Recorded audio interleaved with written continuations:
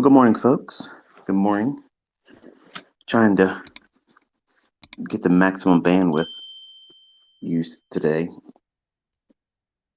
So I want to kind of like review in short order. Not, I won't be able to spend too much time here. I know usually I say that we go for a marathon, but I don't have the benefit of having all that time today.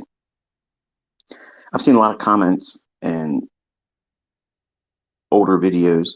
Newer subscribers are coming to the YouTube channel and they're commenting and they're finding their way here and they want to know what's going on with the 2023 mentorship. What direction are we going? Um, how to best utilize their time and focus. Number one, obviously, being here on Twitter, this is like my way of connection to you real time. So if I'm going to be doing anything live like this, you'll know about it. If I'm going to be doing a live session or a change in the schedule of the live session, you would know it by here too. Um, I'm a little chatty still because we haven't started officially the mentorship, which is February 7th. Once that happens, this Twitter will only be notifying you to something about the markets. I won't be using it to chat. I won't have time for it really. Um, so I just want you to know that if you want to keep the notifications off until February 7th, that'll probably save you some sanity because your phone will probably be just ching, ching, ching, ching every time I make a tweet, which isn't really all that essential. Nothing I've put out, thus far is really time sensitive. But February 7th going forward, anything that I post is going to be pertinent to a market condition, something that I have prompted you in a live session or commentary on my YouTube channel because they will be a daily thing. So, and it'll incorporate Forex. One of the questions I got, will I be covering crypto? I'm not a crypto trader. I don't really have an interest in crypto. So, not to hurt anyone's feelings or try to upset anyone. I never promised that. So, my main focus is going to be on index futures. That specifically is E-mini S&P and or the mini NASDAQ futures contract. The commentary daily on my YouTube channel will include the dollar index, euro dollar, and pound dollar. If there's something that I like, okay, this is a big if I want to be a deviant, I might mention gold, I might mention crude oil, and or another forex pair if there's something that draws my attention to it. So hopefully that kind of like gives you an idea where we're at. There will be 2 live sessions tentatively scheduled each week. Why do I say tentatively? Because I may have a schedule change. I may meet my entire weekly expectation in one trading session in front of you where this is what I was looking for the week. It's done. And then I would move to the sidelines. Yes, I can trade and you can trade every single day.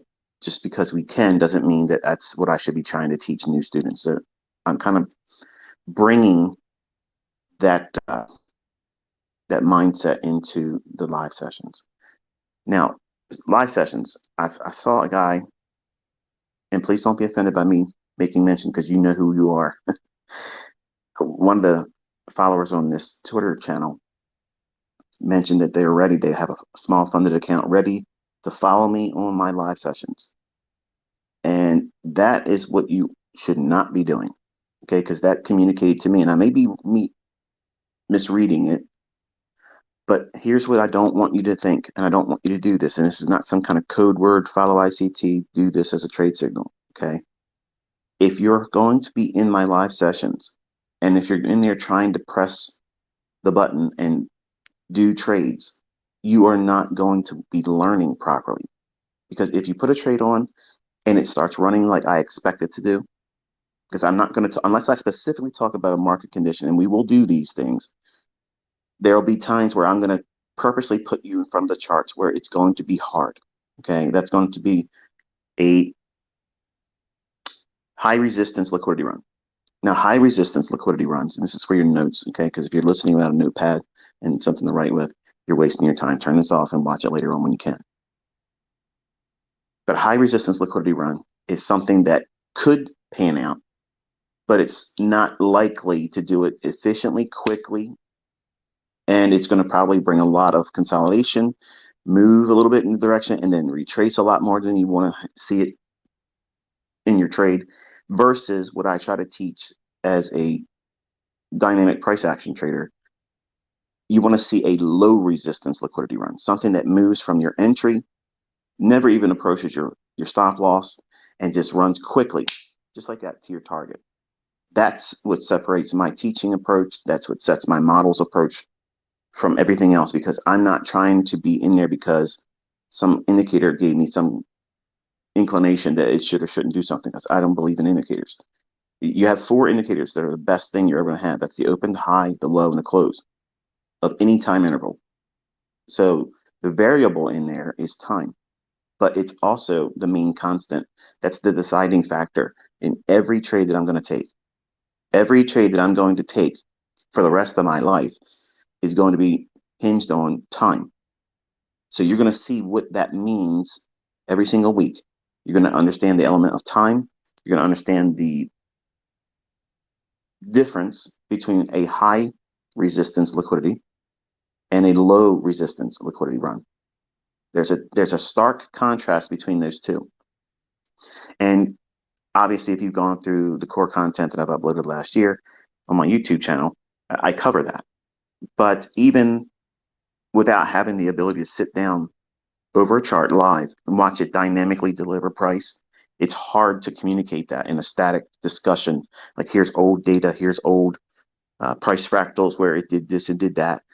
It doesn't effectively communicate it like being able to see it over my shoulder and me comment on it. So I see a lot of live streamers, they'll do their live stream. And let me just toss this out there. Matt, I wasn't trying to, embarrass you. if you look at it that way, I rep you on my YouTube channel. Yeah, I love you. I think you are going to do well if you keep this tenacity. I thought I was sending something to you that only you and I could see, but I misjudged that.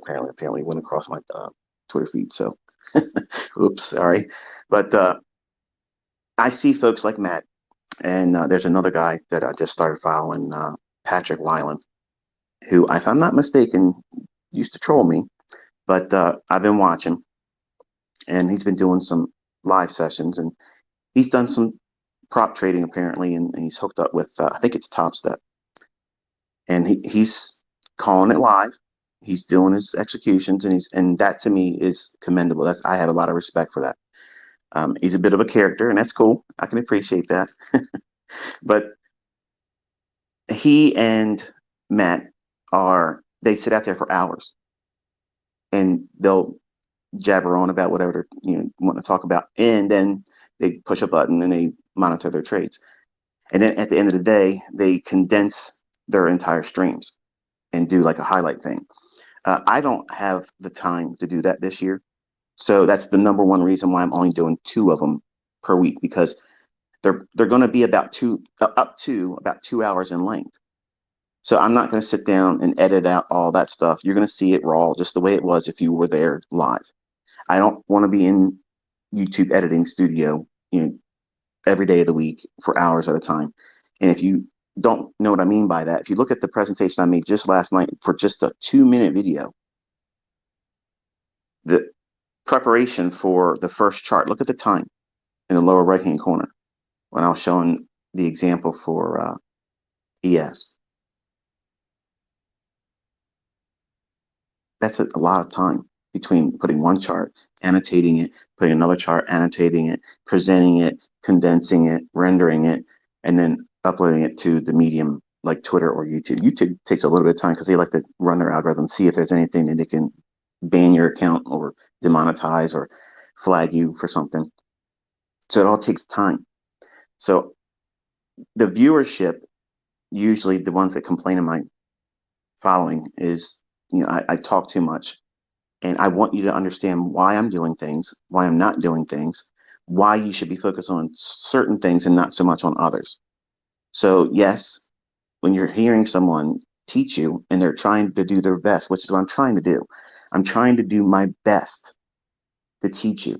And you think, if you're new, if you're young folks coming here, you think that give it to me right now, real quick, dollar menu mentorship. Okay, drive through mentorship. Give it to me real quick. Here's my money. Here's my time exchange. Okay, not I'm charging now, but it's costing you time. But that time listening to me, I'm not wasting my time because I know I have at least one person that's going to listen to everything I'm saying, and it's going to spare them the pain, the suffering, the trauma that I had to go through. So it's beneficial for you to have the experience from the beginning of the stream to the end. Okay, and that's why I'm going to be just doing two. So if I find an opportunity that I outline for the week, and you'll pretty much expect it because we're doing daily commentary as well. So it shouldn't be things that fly out of nowhere, like, oh, where did you get that from? Okay. So hopefully it'll provide a little bit more context as to what it is you should be doing each day, and then how much time you're really not doing anything, which unfortunately feels like the thing that you should be avoiding. You feel like you should be doing something all the time. As a trader or a developing student in price action, whether it be with me or someone else you're learning from, the common tendency for a new startup or a new student is that they feel like they got to be doing something every single day, pushing a button, trying to find a setup every single day. When in the beginning, and the first stream is probably going to set the stage for who's going to stay here to learn and who's going to quickly say, this ain't for me. And I'm going to try to do my best to be exactly how I plan to be each time. So that way there is no sugarcoating it. There's no enticement to keep coming back. If it isn't exactly what you were hoping to see and learn from on the first stream, use that going forward because that's exactly how it's going to be. But I don't want to condense it and just go to the highlights because if I read a candle wrong, if I say something that doesn't pan out, I need you to see it because that's what you're going to encounter when you do it too. When I'm not sitting next to you on the days of the week or when this eventually stops, because I don't want to do it forever, obviously, right? So once that experience ends and it's only you in the chart, you're sitting in front of the chart, you're going to have these moments where you're expecting something to occur. You're expecting price to deliver a certain way by this time, by this manner, to avoid certain areas and not come back to a specific area. You're going to have that. You're going to be expecting it. And then it'll do the very thing that you don't want to see it do. How are you going to engage beyond that? Are you going to lose your mind? Are you going to grow frustrated? Are you going to get angry? Are you going to become scared? Are you going to become anxious? Are you going to feel like this doesn't work anymore? Or is it going to feel like, oh, ICT is mainstream now and they're changing the algorithm? Listen, we're only going to focus on price delivery. I have dozens. I have dozens of models. All of them work. All of them. My own private students don't even know all of the things. Okay, there's certain things a trader is going to hold back for themselves and for their family. Okay, I don't need to show you everything, but I need to show you how to read price because once you understand how to read price live, you can go right onto my YouTube channel and go through and pick the model that you want to use for an entry. If you want to use optimal trade entry, easy. You want to use a breaker, easy. You want to use a mitigation block, easy. Institutional order flow entry drill. All that is a partial entry into a fair value gap. That's all it is. It's not even going into the middle point of the gap, which is consequent encroachment. So in your notes, institutional order flow is just a partial entry into a fair value gap that you expect to see remain open. You will have more insights shared with you over live data because it's not effective for me to teach it to you because it looks like cherry picking. That's what everybody that hates me says. It's just cherry picking. It's not cherry picking when I do it live in front of you. And I'm going to try to convey the logic that I use when I'm reading price. When I'm doing my executions on TradingView and you see them enter the stop, the target, my first partial, I annotate where I think it's going to go. And I try to walk you through as fast as I can in a 1 minute candlestick. I mean, that 1 minute candle's painting live. So it's very difficult for anyone with common sense to argue the point that I'm constantly talking nonstop about what the market's doing. I'm typing, I'm annotating. There's no way I can do that somewhere else.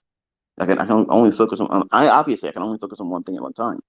So when you see this live, when you experience it live, You need to constantly remind yourself before we start the stream in February, and the first one is February 7th. Okay. You need to remind yourself that you are not there to try to take a trade. I know some of you are hard luck right now and you just want to correct the drawdown. You want to fix yourself. You want to start making money. I understand all those things. That's completely normal. That's normal. But you're going to ruin this experience for yourself. You're not going to learn properly if you attach the money to it. This is the reason why you're tape reading with me. You're going to see, I'm not going to push the button in front of you. I'm going to outline, this is where the market is right now. It should not go down to this level. It should go to this level next. Do you see the difference there? I cannot be faulted if you recklessly go out there and press a button, and it's going to happen. You already know you're that person that's going to do it. And you're that person that's going to be in my comment section saying, I followed that trade and I got stopped out. You're a jerk. Okay, you own that. That's your responsibility. I'm telling you right now, and I'm going to tell you every single time in every single live stream, do not trade. Don't use this for a trade signal service. It's not.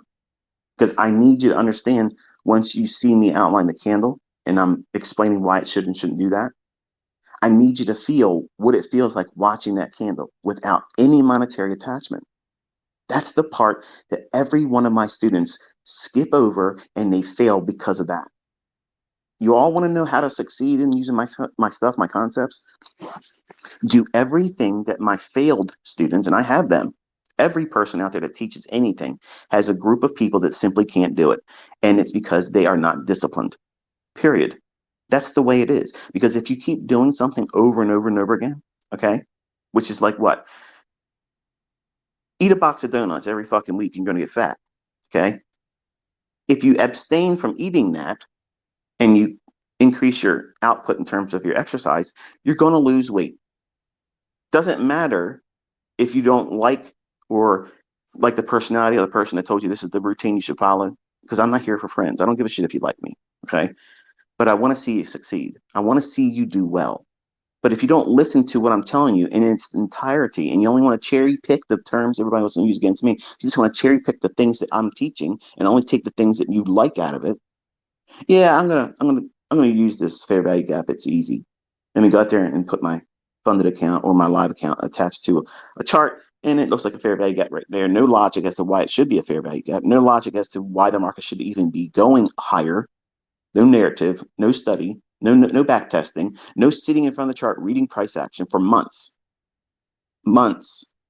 This needs to happen. You have no idea what you're doing. And you think going out there pushing a button because I'm talking over top of it is going to be this magic recipe for you to make money. No, you have no idea the level of anxiety you're going to feel, because here's what's going to happen. I'm not aware that you're in your trade. I'm going to be obviously aware that some of you are going to do it foolishly. Not that I'm trying to hurt you. I would never purposely try to put anybody watching my stream in the wrong side of the marketplace. That's not my intent here. But I'm being responsible in the most upfront manner I can. If you are trying to learn from me, and if you really want to be independent in your thinking about how you should engage the marketplace, this is the absolute best way to do it, folks. And I swear to God Almighty, I wish I could convey it much harder than this. I don't know how to articulate it more than that. I want you to do it the right way. And I have paid students that don't want to fucking listen. From 2016, they still didn't do this part yet. They still didn't do this part. And it just takes a couple months to do it. But distractions, lack of discipline, personal schedules, personal character flaws, stubbornness, all those things are contributing factors. Fear of doing it wrong. For some reason, y'all think that, pushing a button with a live account because you think it might do something, and if you get it right, it'll ease the pain of the scary feeling of what happens if I get it wrong. So you focus more on, if I get it right and I make money, wow, it's gonna be awesome. If you're trying to learn like that, you're doing it incorrectly, because you're making every transaction with these charts a monetary success or failure when you don't know how to trade. So the only thing that's establishing is fear of failure. That's exactly what that does. How do you, if you just simply look at the comment section of the videos and the Twitter spaces and the Twitter posts I make, the main psychological barrier that people constantly bring up is how does a trader overcome the fear of it not moving the way they want it to do it? And here's how you have to get over this. You have to watch day after day, week after week, month after month, how you read price. When you see me outline the price action, as we come to a PD array, okay, something that would be utilized for a setup, okay, a an entry model, okay, or a multiplier, the thing that makes your trade uniquely yours. I'm going to read them out to you live as the market's panning out and printing price. I want you to remember that you are not being invited to take a trade on that. I want you to study it. And the one that makes the most sense to you, the one that you can see easily outlined as I'm explaining it, you're going to feel like, oh, I don't understand that mitigation block. I would never use that. But some of you will say, you know what? That's the very damn thing I've been looking for. That makes perfect sense to me. And all of you could be using a different PD array that may exist in that price run, have different results, enter at a different time, and still be profitable. It sounds like it can't be like that, but it's absolutely just like that. And seeing it live, watching me outline every single 1 minute and 5 minute candlestick is the only way that's going to happen, because you're not doing it yourself. You're watching videos that's something I've already done or lecturing about from years ago, which is fine. There's nothing wrong with that. But you're not learning how to read the tape. You have to know what that feels like watching it. And when I do get it wrong, and it's going to happen because I'm looking at the smallest time frames intraday. So there's a lot of fluctuations, a lot of things that can change. And you're going to see that that won't make any difference at all. So you'll see, okay, this is what we're expecting to see pan out. This is the delivery and price we're expecting to see. And then it doesn't do that. I want you to log that experience and feel what it felt like without any money attached to it. Then you can go back objectively after the stream in your own private time, sometime during that week, but you definitely want to have it before Sunday, the new week begins, because you want to be able to reflect on what it felt like seeing it. How did that whole bit of business and price action fit inside the entire weekly range? And that's going to start communicating to you where your focus is going to be as a trader using my content, or if you're just wanting to use what you already make money with. I promise what I'm going to show you is going to help you make better money, more consistent setups, and you'll avoid losing more often. I wish the folks that would have a opposition to me would just sit down with us, maybe in private. Okay, maybe you don't even talk about anything negative about me. If you feel that way, just in private, prove to yourself that this can or cannot increase your understanding. That's all.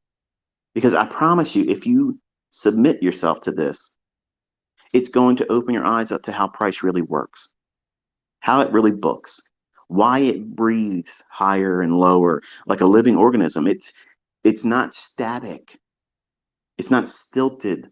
Like if you click on Trading View and you look at a market replay, you watch those candles paint on market replay and Trading View, it feels wooden. It doesn't feel animated. It feels stunted. It doesn't feel organic. Whereas when we are watching a 1 minute candle and a 5 minute candle painting live, fluctuating up and down inside the same candle, that's something you can't replace with anything else or find the equivalent of. That's the only way to really do it. And you can see the speed at which it snaps and leaves that area and goes to a pool of liquidity or runs to an inefficiency. That It needs to be seen live. Whether you record your screen while you're at work or school or sleeping, it matters not. You need to be able to see it as it does it live. So market replay is good to an extent, but that's it. And I mentioned yesterday on Twitter, um, one of my followers sent me an email saying, "Hey, look, TradingView added executions to market replay," and I was like, "Oh, I wish they wouldn't have done that. I wish they wouldn't have done that because I was concerned that everybody that's going to watch my old videos are going to be like, oh, that's what he did. Because they still do it. Well, they were doing it then. They say, oh, he's using market replay. No, no. So even though I'm disappointed in the way that they added executions, I'm glad the way they did it distinguishes live executions. And what I mean by that, I I put on trades live with live data, executing live feed on the ES and the NASDAQ. Okay. That's undeniable.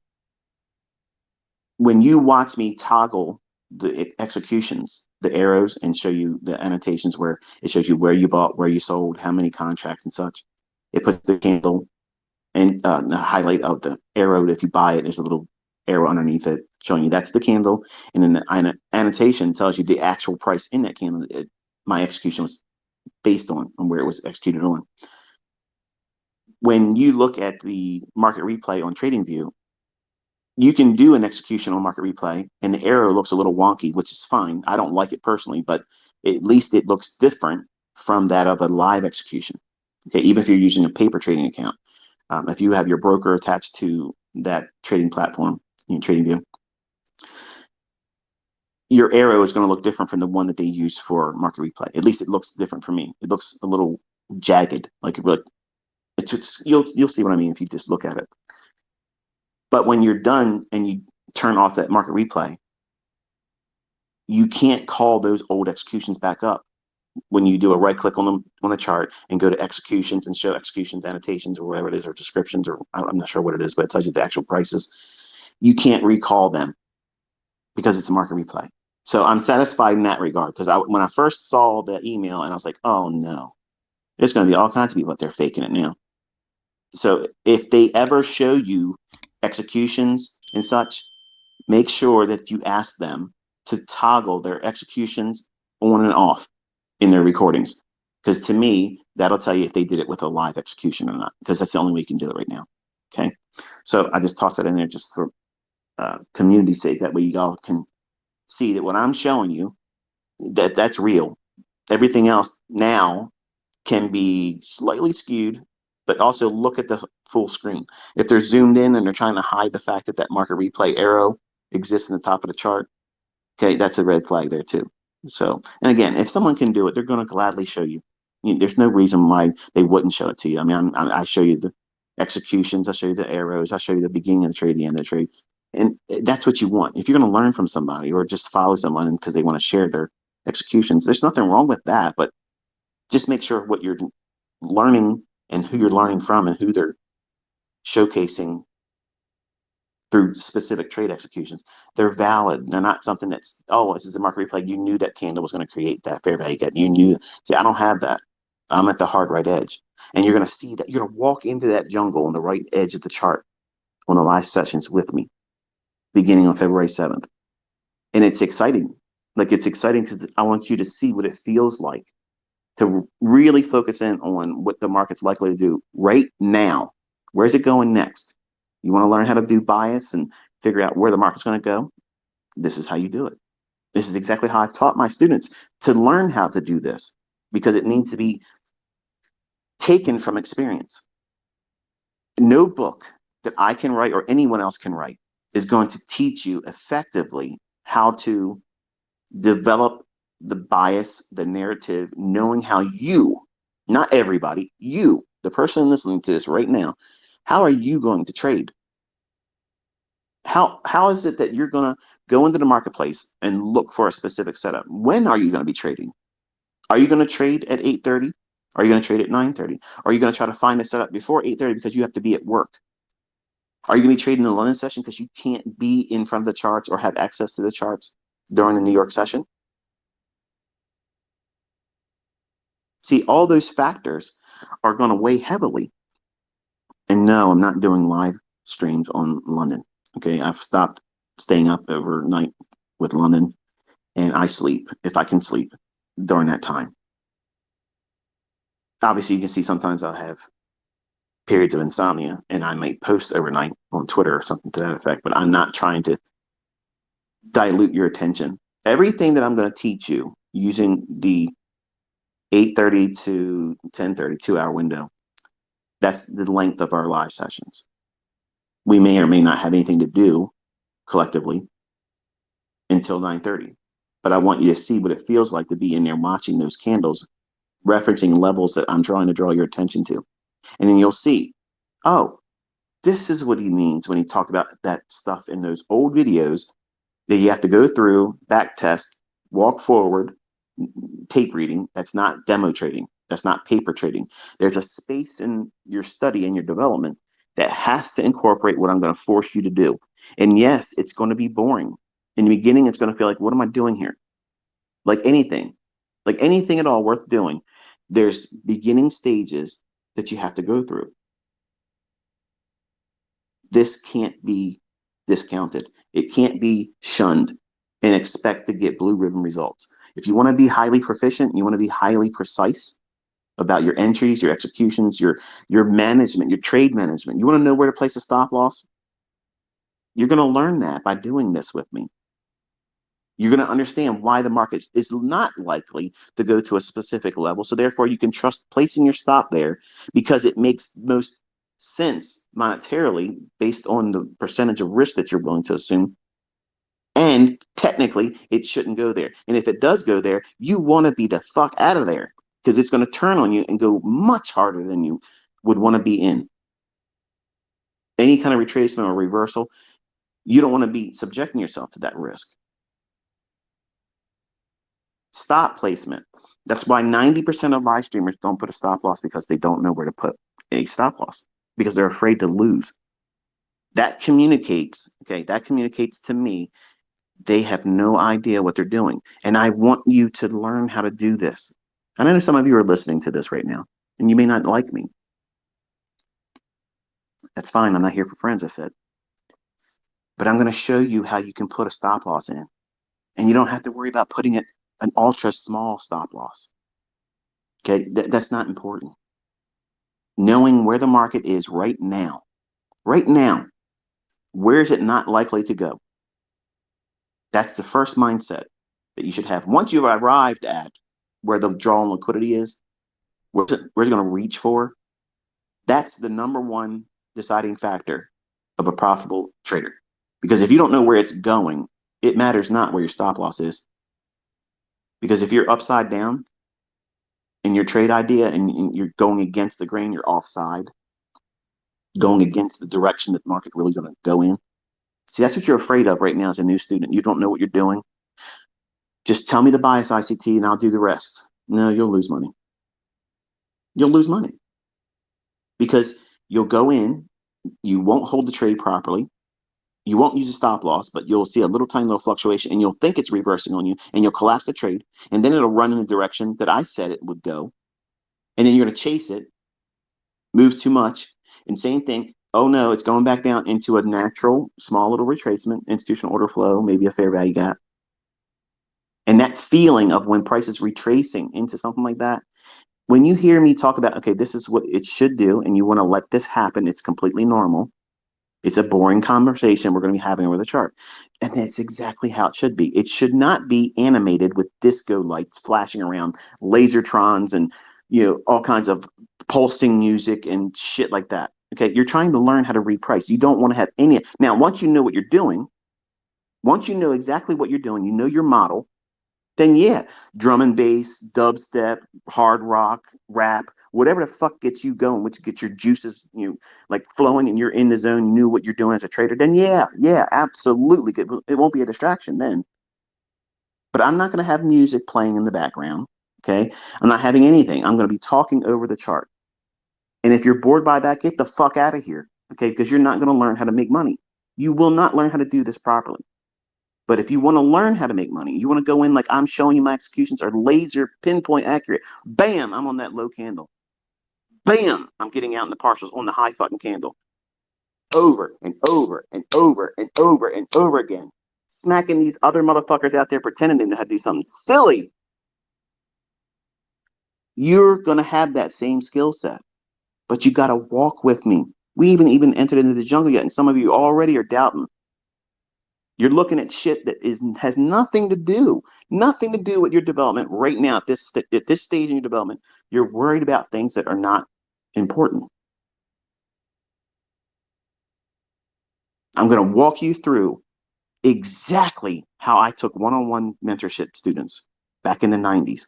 This is exactly what I did with them, but they only got it for 1 week. I'm giving you this year because you need to see seasonal tendencies. You want to see the impact of that, quarterly shifts. You want to see who knows what the hell's going to happen. You know, all this stuff that happens across the seas and in other parts of the world that can have reverberations in the marketplace that you may think, oh, that's in another country, has nothing to do with me. Bullshit. It's going to be in the marketplace. That means it's going to have to be dealt with if you're a trader here or wherever you are. You can't put blinders on thinking, well, that stuff over that country, that's their problem. I ain't got to worry about it. I'm making money. No, that can cause you to not have opportunity or your trade to become irrelevant. And it doesn't mean that the model's changed or that the concepts are failing now or to change the algorithm. It just means that's natural market conditions. It's a variable. You have to make allowance for that, which is what risk management is all about. So when you understand where the market's likely to go next, that's your number one priority. Know how to determine where the market is likely to go to next, the highest degree of probability of it going higher or lower, and what level specifically.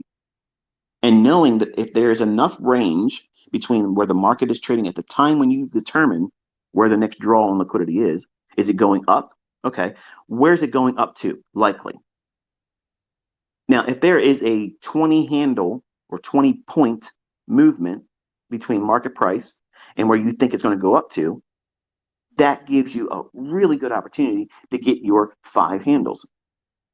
But why can't I go for 20? You can once you know how to trade.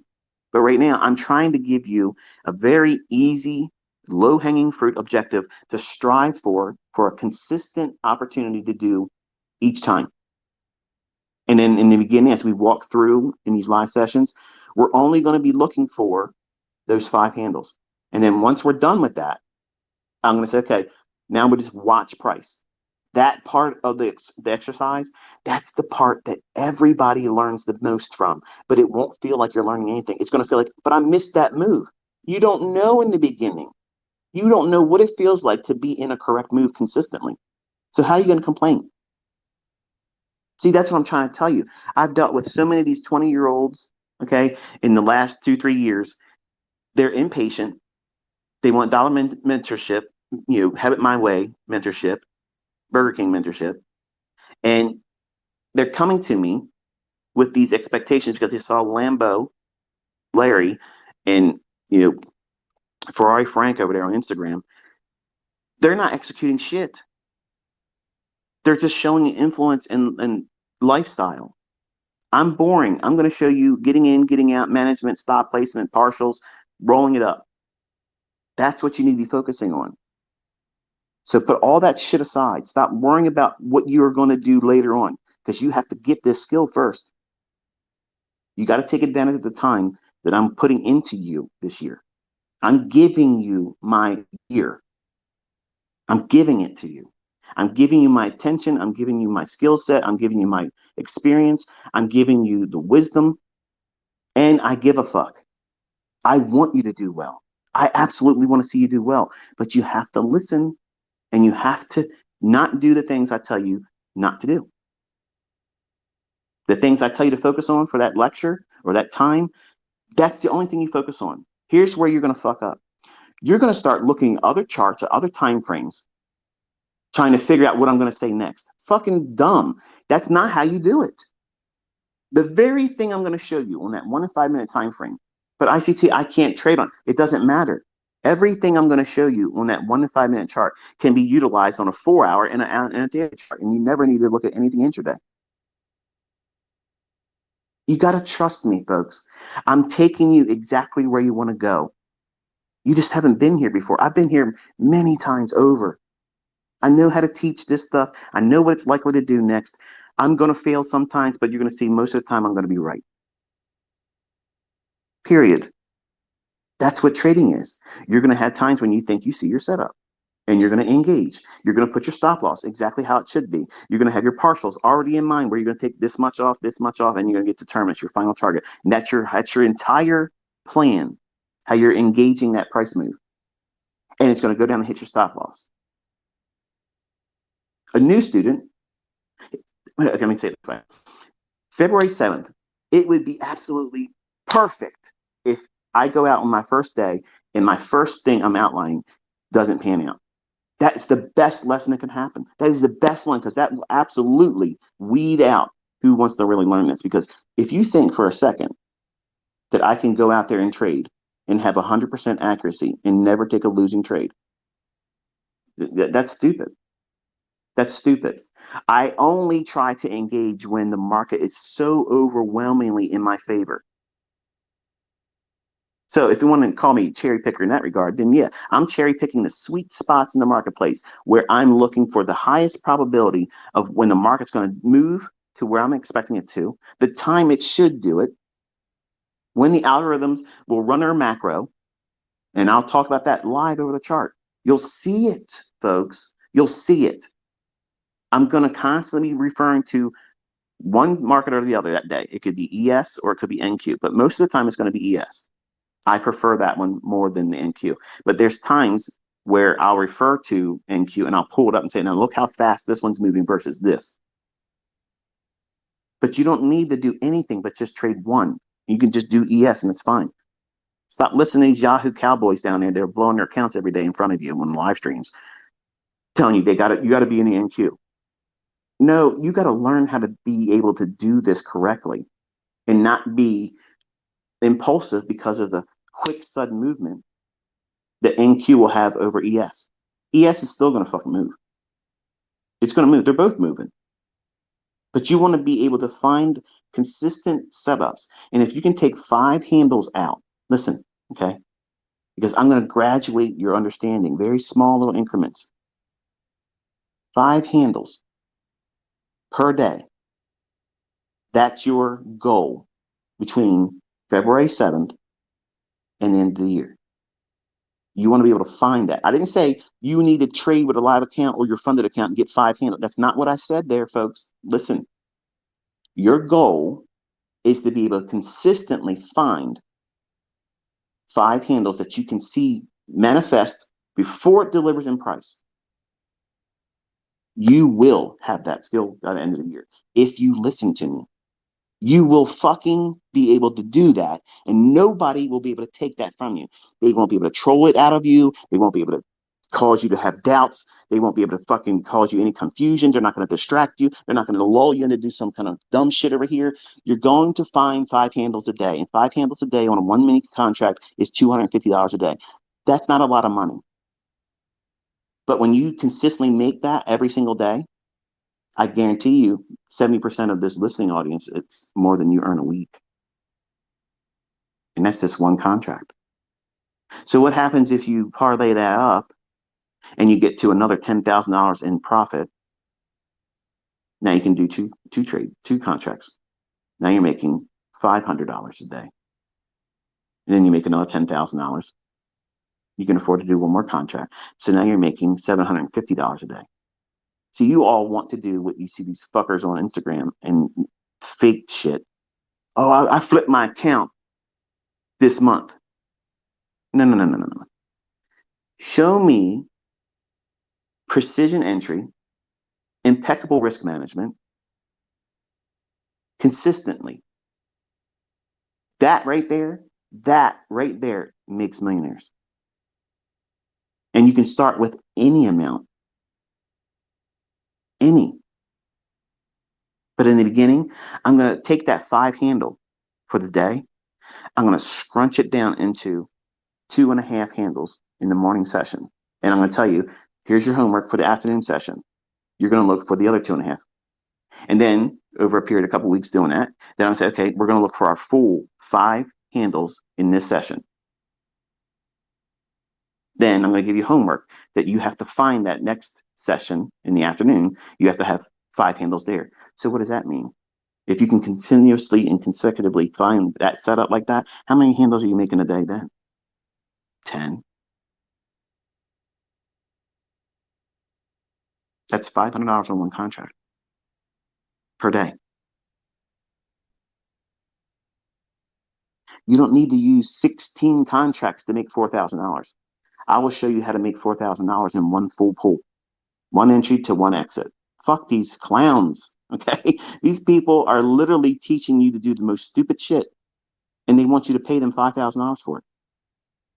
No, you don't need that, folks. You don't need that. You're listening to an old fuddy-duddy 50-year-old man that knows this shit like the back of his hand. And I can't wait. I can't wait for you to see this stuff laying in your hands that you can pick it up anytime you want, like a tool that you've trained with and you know exactly how to do it, how it can hurt you, and you don't do those things to hurt yourself. And you'll be able to choose when you want to get in there and do something. Because let me tell you something, even on a shitty day, you can get 2.5 handles. And I'm going to teach you exactly how to do that. And then I'm going to teach you exactly how to get that 5 handles in the morning and 5 handles in the afternoon. And I'm going to teach you risk management. So that way, if you want to win trading competitions, you're going to be able to do that too. You're going to be able to scale this as big as you want or as small and consistent as you want. You want to treat it like a part-time job? I'll teach you how to do that.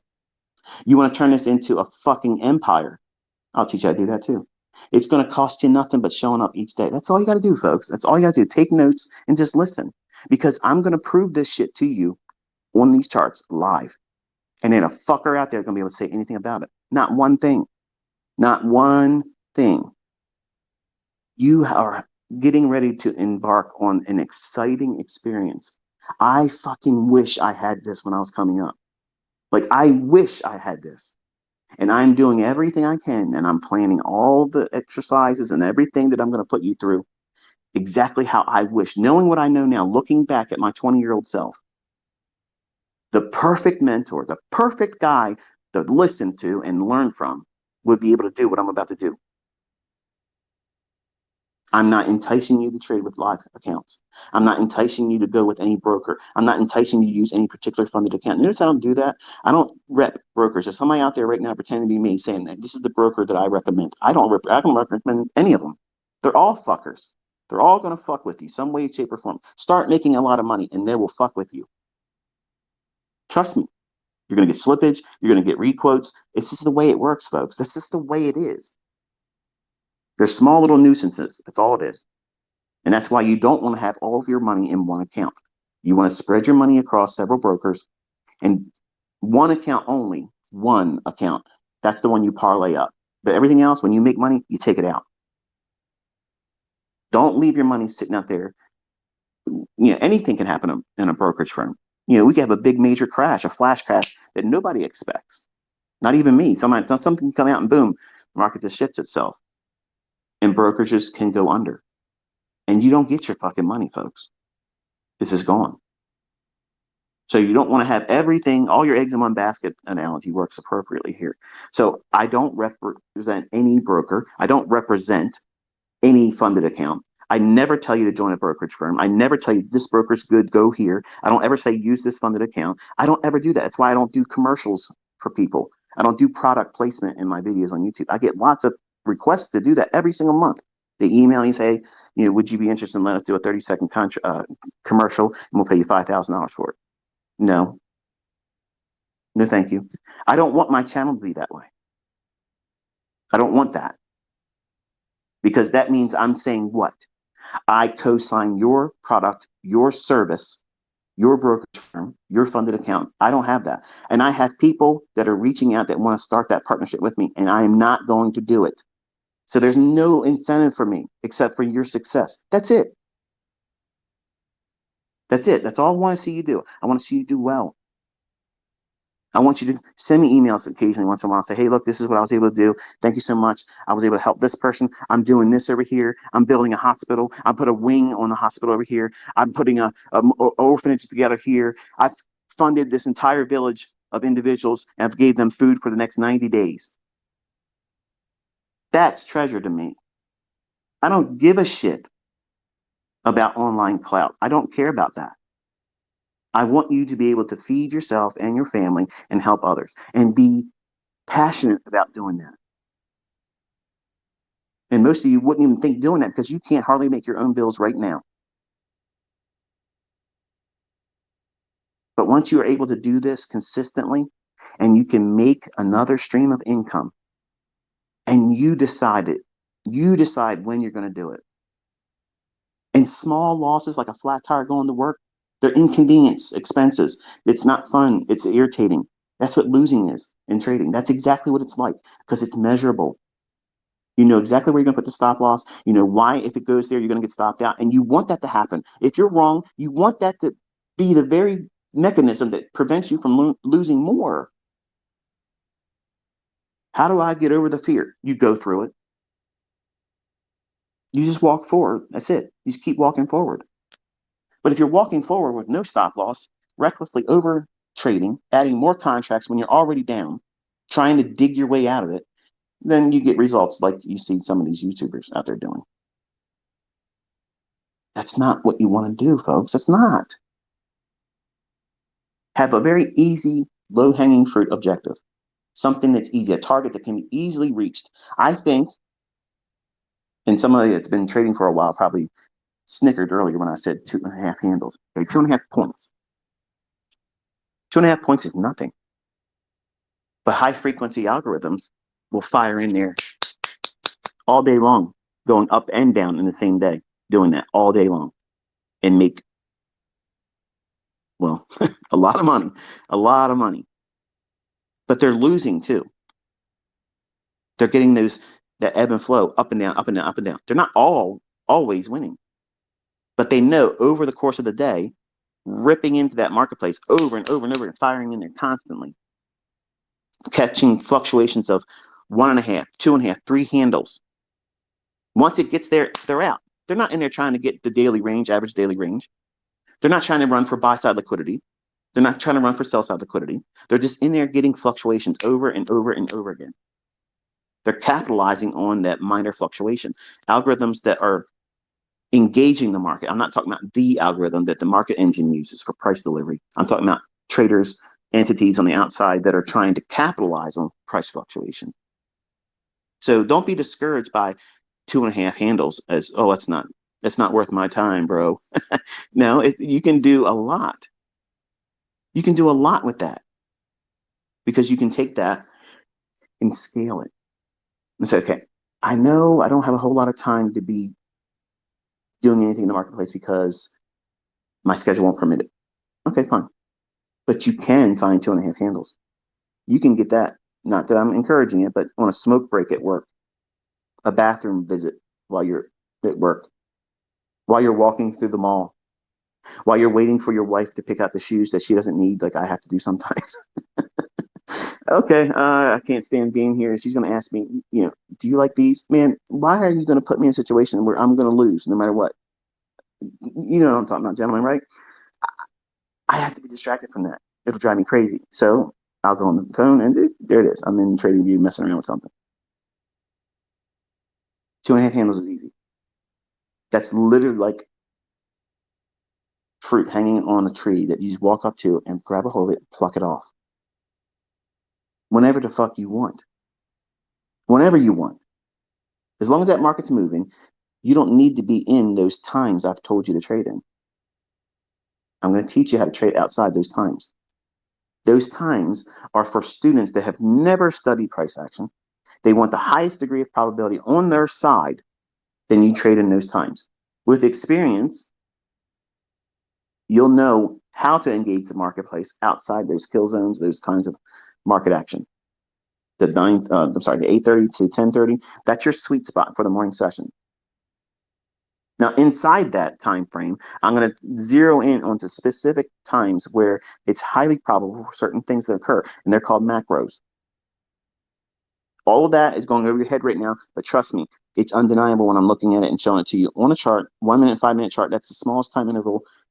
I mean, you can go on the seconds chart, but it gets a little spotty on the second chart, because if it's a rip and it takes off, it'll create a gap, which is fine. That's another opportunity in itself. But 1 minute and 5 minutes is going to effectively communicate exactly what you should be doing across all time frames. Don't listen to these yahoos from Goldman Sachs that tell you in videos, if anybody tells you that they can trade consistently with intraday charts I couldn't make it work. So they're a con man, run away. Okay. I wish they were sitting in that CPI Twitter space I did, where I called every single minute candle like I knew it from yesterday. That's what it's going to be like, folks. That's what it feels like to know exactly what you're doing, what you're not supposed to do, what shouldn't happen in price. A lot of you, 12,000 of you, at the time I closed that Twitter space on last Thursday, were listening to me, and I was outlining the very candles movements, why it should do this and why it shouldn't do that. It's going to be a totally different experience when you're watching it in the chart too. But 5 handles is what I want you to focus on. That's your goal. In your journal, that's what you're looking for. Okay. I guess it would be, equivalent to a pip in Forex. I'm not saying that we're going to be looking for 5 pips in Forex. To me, unless you can get 10 in Forex, because you have a spread that you have to beat in Forex. So everything that I'm teaching you with index futures, you have to look at it as a minimum range of, can it move 10 pips? 10 pips has to be. If it can't move 10 pips, then I wouldn't even consider doing anything with it, because you have the spread, the dealer spread going in and coming out. You don't have that so much in index futures, and everybody's price is the same. You don't have that with Forex. Everybody's quoted high on Eurodollar or any time frame is going to be slightly different. It's not consistent because you're trading in your broker's liquidity pool. In futures, you're trading in the liquidity. There is no outside sources. This is it, which is why professionals go there. That's why large firms execute in those markets, because they're not going to have the same funny money games that Forex has and crypto has. Okay.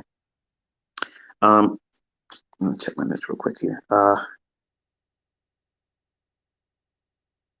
So by looking at having a very small window of expectation on what you should be trying to pull out of the marketplace, that being 5 handles. If we go through this process and you take 3 months and you can't get 5 handles, but you can show a record of you doing consistently 3 to 4 handles each time you do it. You're not there at 5 handles, but you're able to go in there, see when it's going to likely move in one direction or the other, and you can time it with a small time frame. Because if you can time it with a small time frame, you can time it with a larger time frame. The larger time frame just takes more time to deliver it, but it's the same thing, because price is fractal. It's the same things that are occurring on these small 1 minute, 5 minute charts are occurring on weekly and monthly charts. It just takes a whole lot more time. I don't have the patience for that. Some of you might have the patience for that. You may have the predisposition to do, hey, I can do a trade on a weekly chart. I don't want to go anything lower than a weekly chart. I don't know how anybody could do that, because that's an incredible amount of patience. I don't have that much patience. I can change my mind very quickly. I can have something distract me and take me out of a train of thought, and it takes me time to get back in sync. So if I'm a trader that requires just daily candles, and I get a news report or something happens and we break out into some kind of conflict in another country, or a scandemic breaks out again, something to that effect, all that stuff's going to take my attention and dilute it from what I'm trying to do in the marketplace, and I won't be able to focus. So because I am obsessively compulsive and I'm bipolar, I'm wrestling a lot of mental baggage, okay, that I can't fix. I'm hardwired this way. I can't fix it. So I found where I can engage, where it gives me plenty of opportunity. Even if I lose my focus, someone distracts me, my children distract me, I'm late to my charts because of something, I have to eat something, or I have to, relieve myself. We're all human beings. Something has you away from the charts and you can't be there. Okay, that's fine. A 1 in 5 minute chart puts me right back in sync with things and I can find another setup. Every single 60-minute candle has an opportunity for you to trade that 2022 model. What? Yeah. During those times, I've taught you to focus on, not every hour, during those hours of 8:30 to 9:30 to 10:30. Every hour candle, if you strip that down to 15-second candles, that 2022 model exists there. What? Yeah. There's a, what was there was a children's movie my youngest son drove us to a couple years ago. Dr. Seuss. Something, the fact that like there was this elephant or whatever, at least it looked like an elephant, and they lived in this world or whatever, and he heard somebody talking, or these little characters, talking in this flower or something. The memory is vague, but I remember when they zoomed into this world, it was a whole lot of things going on inside there where it's microscopic.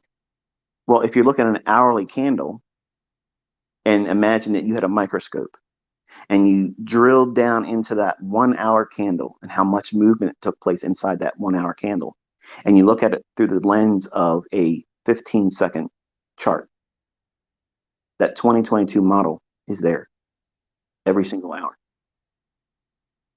The fluctuations are not going to be monumental, but that same thing can be programmed and coded as an algorithm that fires just like that autonomously. Your perception of price is so heavily taken out of focus with the books, the logic that people teach you, that don't know how price is really going to book. They have no idea where it's likely to go next. And the evidence is how they're trading. Like, I watch live streamers just because I want to see when I see their expectation on a marketplace opposed to what I'm expecting price to do. I have a 90% edge that my setup at that moment is going to work at that time. Now, when you hear that, that sounds like you're a jerk. You're arrogant. Listen to what you just said. You're shitting on all these live streamers. No, I'm not. I didn't say one live streamer. I didn't specifically name anybody. There's 7 of them that I'm now 7 of them that I follow. A couple of them are just very inconsistent. Some of them are consistent, but collectively, when I have all of them, when all of them are looking for something and they start using keywords like "there's no way," or "I think it's really gonna," when they start using descriptors, I'm listening for that. They're on very low volume when I'm looking to do a trade. And when I hear all of them start chattering the same way, oh, I think it's going to go down, when I'm looking for the buy side liquidity. And when I see a fair value gap or institutional order flow entry drill, or it runs sell side on a 1 minute chart or a 15-second chart, and they're saying that very thing at that moment that they're expecting it to go down, oh, it's going to break here. Watch this trend line break. Watch this descending triangle. It's going to go this way. All the moving averages are pointing down. That's exactly what I want to hear. That's exactly, because it's like, that's it. I have that very moment encapsulated in time where smart money is arm wrestling neophyte retail traders logic. That moment, that very, very instant, you're in a 90% bracket right there.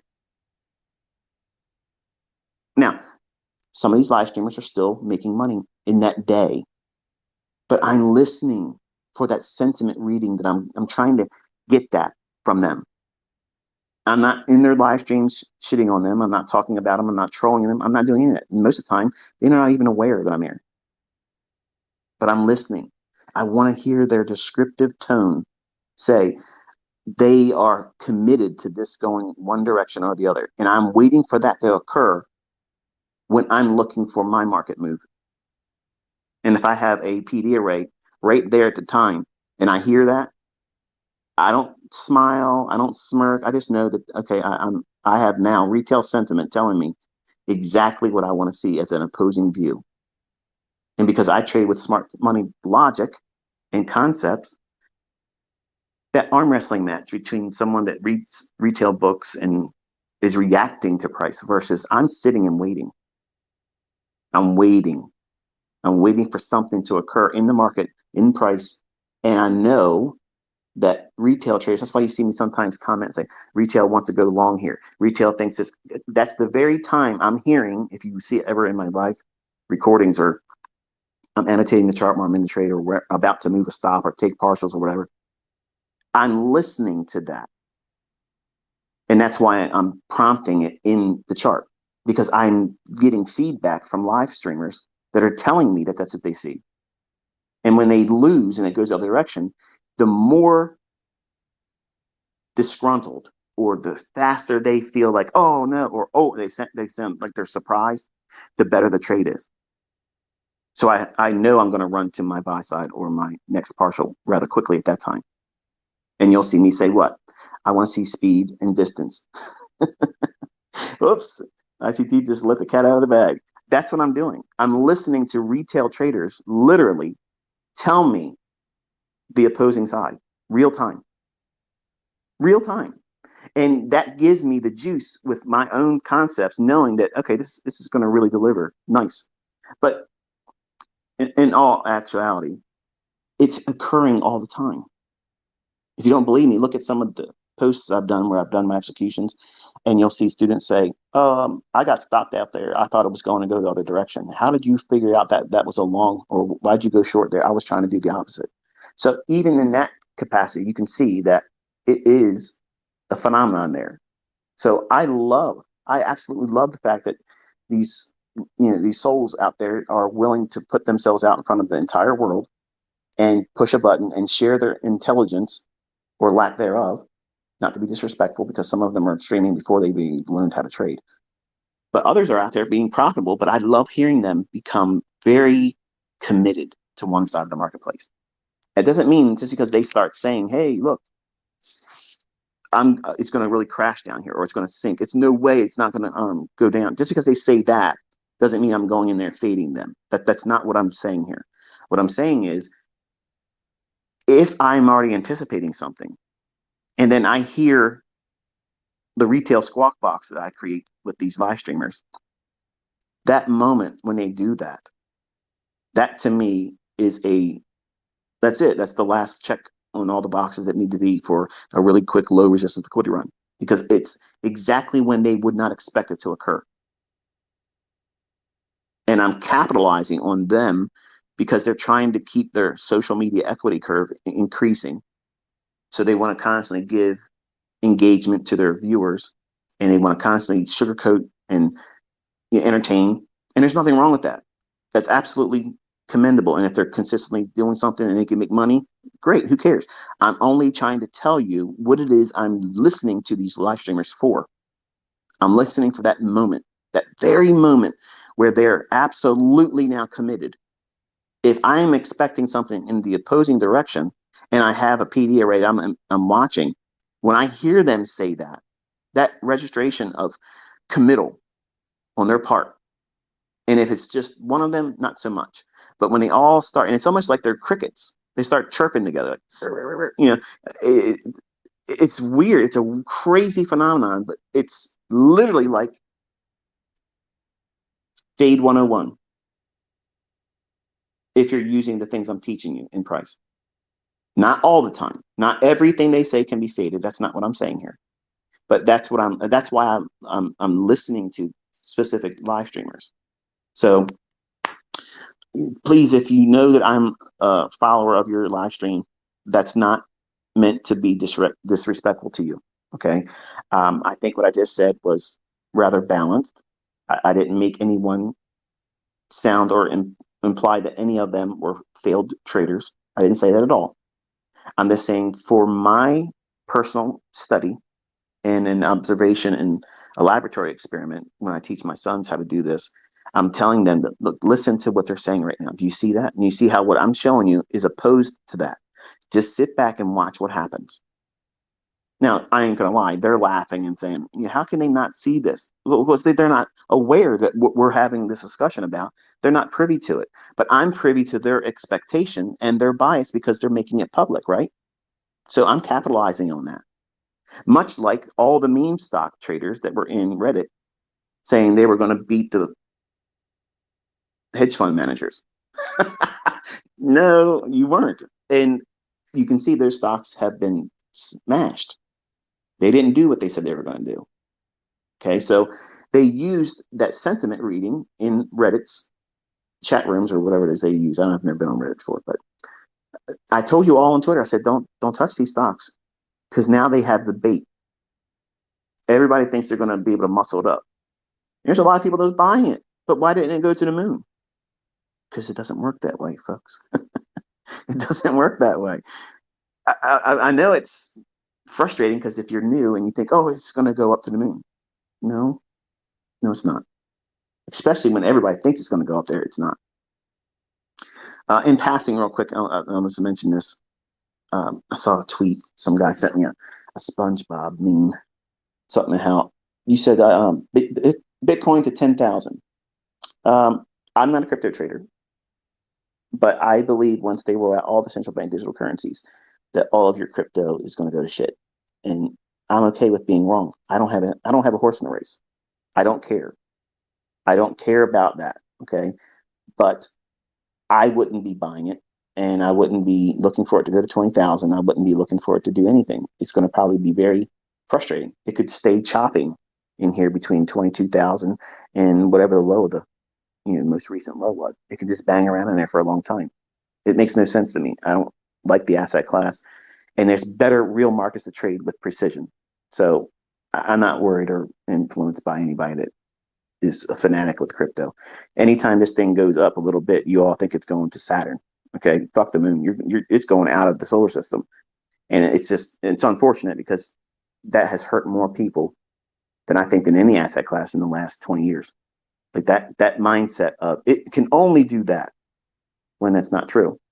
Markets can stay in a choppy, shitty ass trading range for a long time, and you're the whole time expecting it to go to the moon and drive you nuts. Fuck that. If I'm going to be in here in these markets, I'm going in there where I'm going to make money, find my setup, get in there, get it, and run. And I'm going to live my life. Not obsessively looking at my phone, worrying about who's going to say something bad about crypto or Bitcoin. Oh no, FUD. Or I don't even fuck that. I think it's FUD. I don't know. I don't know about it. Okay, I just know that that segment of Twitter and the trading community are just wild. Like they're just really, really wild. And I wish I could get that same fevered pitch into futures. Could you imagine? It would be so amazing because you would have such a rich sentiment reading because crypto sentiment is perpetual bull. I mean, there's a lot of smart folks out there know that, okay, yeah, it's probably not going to go up because it's going to do this and do that. But by far and large, crypto really is like it's a circus, and it's carnival. Like it's absolutely insanity. And unfortunately, a lot of new money, a lot of new traders came into trading through that, expecting it to go to them and expecting it to do really well.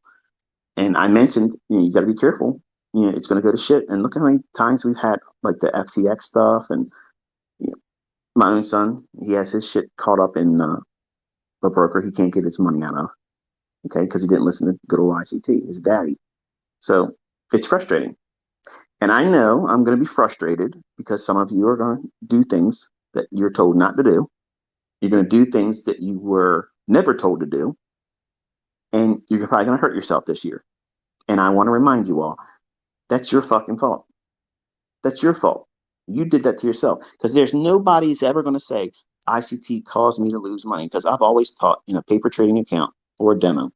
And they're in a fucking court anywhere. They're going to say, oh, yeah, this demo trader, this demo trade, this concept in a demo trade caused you to lose money. You took the initiative to push a button. And I'm telling you, don't push a fucking button this year. Don't. Don't. Learn how to read price. Learn your own tendencies to be impulsive. That's going to be a painful lesson for you. What's impulsive mean? Gentlemen, you're walking next to your girlfriend or your spouse, significant other. You're walking, and all of a sudden, out the corner of your eye,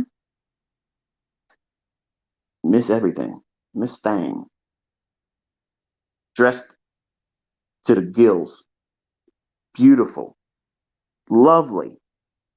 What's your eye do?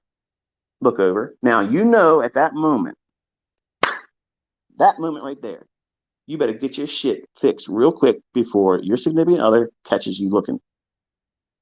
But no, what do? You make sure the coast is clear, then you look back again. And then now you're undressing her. That's impulsive.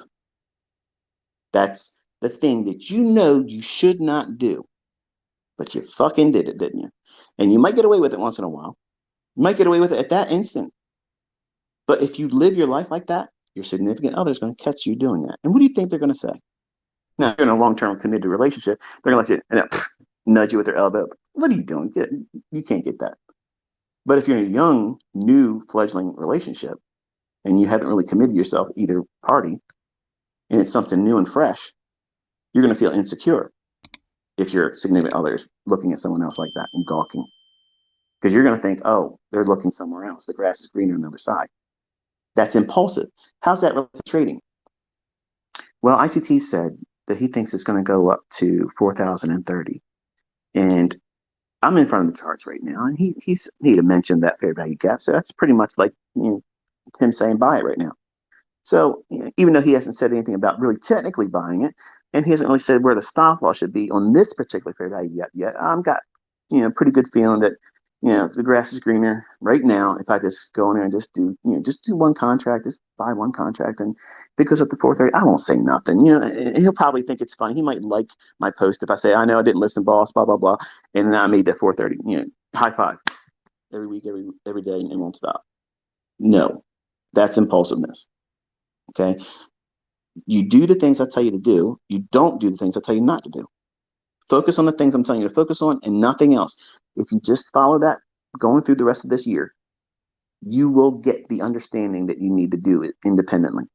You'll know when to do something, when not to do something. You'll understand how to place a stop loss. You'll understand what it feels like to get in there doing it and desensitize yourself. That means remove all that fear and anxiety that you're feeling about doing it incorrectly.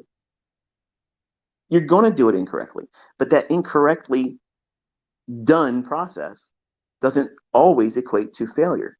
What causes failure? Repetitively going in, fixing what you think is an error. It's just a transaction that didn't pan out. And it took something away that wasn't a deposit in money, a loss of time. You're going to see, we're going to be in moves, and this will be a hypothetical. This is where your stop would be. I'm not going to push the button. There won't be a hard stop there, but I'll be communicating where I think it should be. And the market will go down to that level. Okay. Well, if it's at a point at which would be break even, you got to think about what that felt like to be in that trade, have unrealized profits. You haven't got out of the move, but you're seeing it. It would be 4.5 handles, maybe 8 handles, maybe 10 handles. And if you didn't take a partial, or if I don't indicate there was a partial to be taken, which isn't going to happen because at 5 handles you're taking it, this whole time investment will feel like a waste if you've done nothing but get break even, which is the actual lesson in that. You need to take partials. If I'm teaching you, your threshold should be aiming for 5 handles. Doesn't it go without saying, if you're watching something, if it goes to 5 handles, you should do what? Initially, square the position off right there at 5 handles and just watch, does it go beyond 5 handles? And you're going to feel all this impulsive behavior start to well up inside you. Oh, I shouldn't have done that.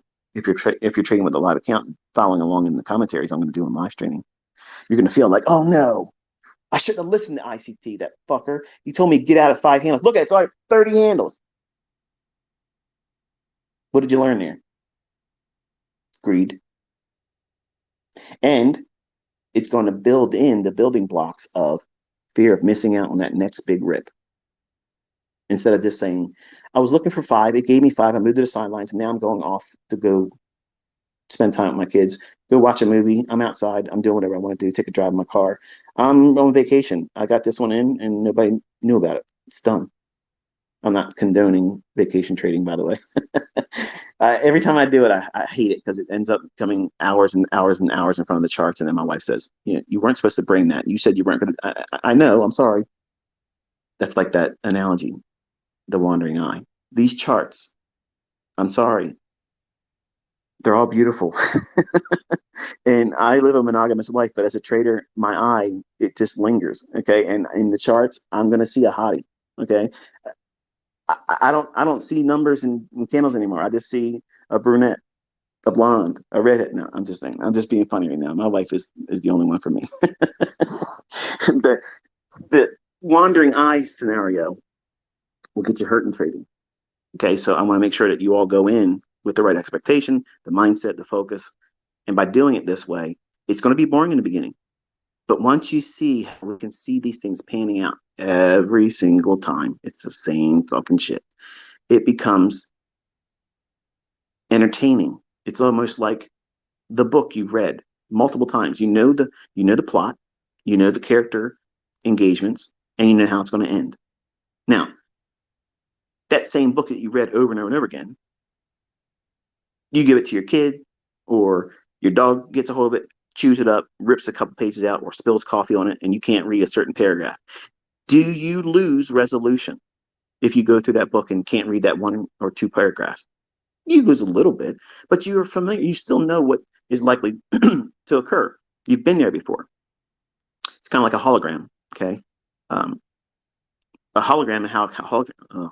I'm going into a scientific. Well, I'll just go there. A hologram is an image that's formed with a capacity that allows for some things taken from it, and you'll still see it. You might lose a little bit of resolution, but you can still see it. Versus only being able to see black and white binary only. That's not what this is, because you're going to be able to see more than just one setup, which makes you much more effective as a trader. See, if you're following a logic like most retail things are, you're looking for this one pattern. You're looking for this one setup in this indicator. When it's oversold, you're trying to buy it. When it's overbought, you're trying to sell short. If the moving averages are pointing down, you're trying to go short. When an overbought reading happens in your indicator, that really confirms that it's probably time to sell. By that logic, once that pans out, and say the market starts to drop a little bit and it leaves the overbought condition, and you're between overbought and oversold, you're in that area where, hey, you're between setups. That was one of the frustrating things I had when I was using retail stuff and fumbling. Only when the market was going parabolically up, I felt that it was working, because I only used a 50-day moving average on the daily chart for my bias. If it was sloping up, I wanted to focus on being long. And then I used an hourly stochastics, slow stochastics, and I looked for type 1 bullish divergence, which is the classic lower low in price and a higher low in stochastics while it's oversold. Once the K and D crossed on the stochastic, that line, once that occurred, then I would go in the next day and I would buy strength at the open. And that's how I was trading. That was it. There was nothing to it more than that. Now, I was teaching people like I had figured out, how to end world hunger. This is to fix everything. And some of my students back from the 90s on America Online are actually still in this community here. Hi, Ray and Steve Michael Garner. The folks that have watched me evolve as a educator and as a mentor know full well the difference between today and how it was when I was just discovering how money can be made. But I can tell you, as a 50-year-old looking back, those instances, I really didn't know anything. Like, I didn't know anything. And I translated market success on just a whim. It just happened. Okay, it was coincidence that I happened to be long in a time when the market was going up. And I didn't understand it was going up because there was no way for it to do anything but that at the time. Everything was in a commercial bull market. It was just parabolic. Everything was just straight up. So anybody buying anything Could have made money then. And that to me, looking back, was very painful as a young man because I was wanting it so badly to be skill when it was just happenstance. Whereas now I can I can talk to you in wisdom and know that that was not wisdom then. That was pure and absolute luck. Whereas now today, I have something that's measurable, it's transferable, and other people are doing it, and they're making real money with it, not just market replay or paper trading or demo. They're really realizing profitable results, and they're handling that and spending it and doing whatever they want to do with it as they should. But as a retail trader, if you're focused on whatever it is that they're teaching with retail, once that trade scenario starts, they train you to do what? Well, if you didn't take the trade, let it go and wait for the next trade setup. Well, what if it means that you have to wait for that crossing of the moving averages and they got to be sloping down, and then you got to wait for another overbought scenario to go short? That's a whole lot of wasted fucking time for me. Like I couldn't tolerate that. So one of the things that became a transition for me out of retail stuff is that even though if I was thinking that if the market was bearish, whatever market I was trading, and I was using a 50-day moving average to give me my bias, and then on the lower time frames, 4 hour and 1 hour, I would use a 10 and 20 moving average, exponential moving average, and if they were both pointing down and stacking, in other words, they're separating and pointing down both directions. If the daily at a 50-day moving average that was going down too, that to me was a very, very strong bearish bias. Then if I waited for an hourly overbought, that would get me in sync with a move that had already happened on a higher time frame where other traders that using that logic wouldn't even consider it. So what did I start doing without really knowing what I was doing? I was taking the fractal nature of price and breaking down a larger move into smaller moves that repeat the same way. So some of you are in here listening to me and you don't trade like I do. You have a lot of retail indicators and you have logic that are found in books and you still make money. God bless you. I'm not saying anything about you not being able to make money. I'm just saying the things I'm going to show you about price are going to help you ferret out the winners in your system right now. And you're going to understand why they're winning. And you're going to understand how your system is losing when it does and how you can reduce that effect and minimize it, which is, again, all I'm trying to do is help you. There's no sales pitch. Okay. I'm doing this because I love doing it. I love teaching. I love sharing this stuff with you. I love seeing you run with it and do well with it. And it motivates me. It keeps me going. It's my entire life. Okay. But if I can drop down into a bearish model like that using any other retail logic, it started this whole mindset. Okay, if I am really thinking that this is the only time trades are occurring when this retail trader model is saying it's a sell, what's going on when the indicator that I'm using for overbought and oversold, who's buying and selling when it's in between overbought and oversold? So I started mining that, going in there and studying price action in those periods. And then I discovered that between overbought and oversold, there was these little micro gaps, fair value gaps. That's where I got the whole term. That's why I gave you the logic and taught you that. Okay. In between the best entry and the exit of the best case scenario, your mindset should be thinking, okay, the market's going to be reaching for something. And then the retail model was once it gets oversold and diverges bullishly. That was my exit strategy. Once I became a trader that could sell short, which took a very long time because it didn't make any sense for me to be able to sell something I don't have. Short selling was weird to me. But my counter trade, or the way I would kill a trade, is if I'm short, I would use a divergence that would be bearish. And then I would look for a price to go lower the next trading day at the opening. I would look for a price below the opening price, and then boom, once it traded down to that price, the weakness of going below the opening price would get me in. And then I would do 2 times whatever the highest high from the entry point, whatever that amount of movement would be. That's where my stop loss would be. That's how I did it when I was trading with the job, when I was going around filling vending machines, driving all around Baltimore, in and out of places all the time, using a quote track machine, little looks like a transistor radio duct taped to my work truck windshield. Chart books laying piled up next to me in my lunchbox. I was a crazy ass looking freak. Like, I mean, I'm running around. I got charts rolled up in my back pocket, and I got Quote Trek next to me while I'm filling candy machines up. Okay, I'm putting candy bars. You know, when you go to the hospital, put your dollar on there, or you can't get a candy bar for $1 now. But back when I was doing it, it was 45 cents a candy bar, 50 cents a candy bar, 50 cents for a can of soda. So I'm filling this vending machine, and I got my Quote Trek laying in the empty column that I haven't put Twix in, or Hershey bars in, or potato chips in. Okay. So I'm watching price, and I'm looking at it. I say, okay, all right, it should be filling me right now. On my stop order, I should be short right now on soybeans. So you don't have to be in here watching real-time data. You don't have to be day trading. If you're going to learn how to do this and you know that you can't be an intraday trader, you need to trade on higher time frame trading ideas. I'm going to teach you how to do that this year too. But back to the development of fair value gaps.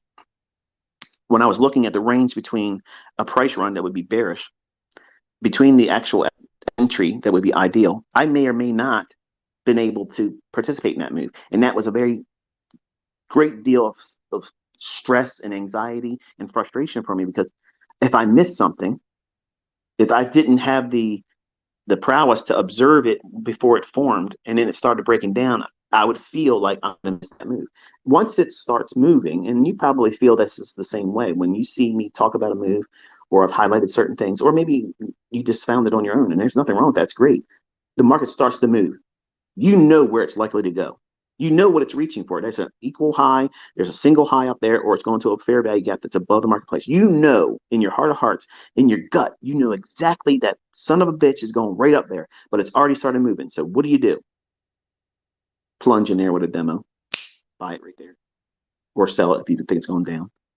But then what happens is you're now, in your mind, you're saying, I don't care if it comes down against me because it's a demo, it can't hurt me. But if it goes up there, fuck yeah, I was right. Look at that. Woo, video game trading. What are you teaching yourself? Don't worry about the loss because it can't hurt you because you're in a demo. But feel good about the transaction if it goes up there because you're right. Now stop and think about that for a second, folks. You're doing everything wrong. You're teaching yourself not to respect the risk. That's the paramount issue when you go into trading. You have to have a stop. You have to know why you're putting a stop there and how much are you risking. Some of you are just doing the simple average 50 contracts or 50 lots on your trades on trading gold. You're not trading no 50 contracts of gold. And you're not adding every time it goes up 2 points. You see the MT4 guys that they got 30 trades of the same market, and their only difference in price entry is 1 or 2 points.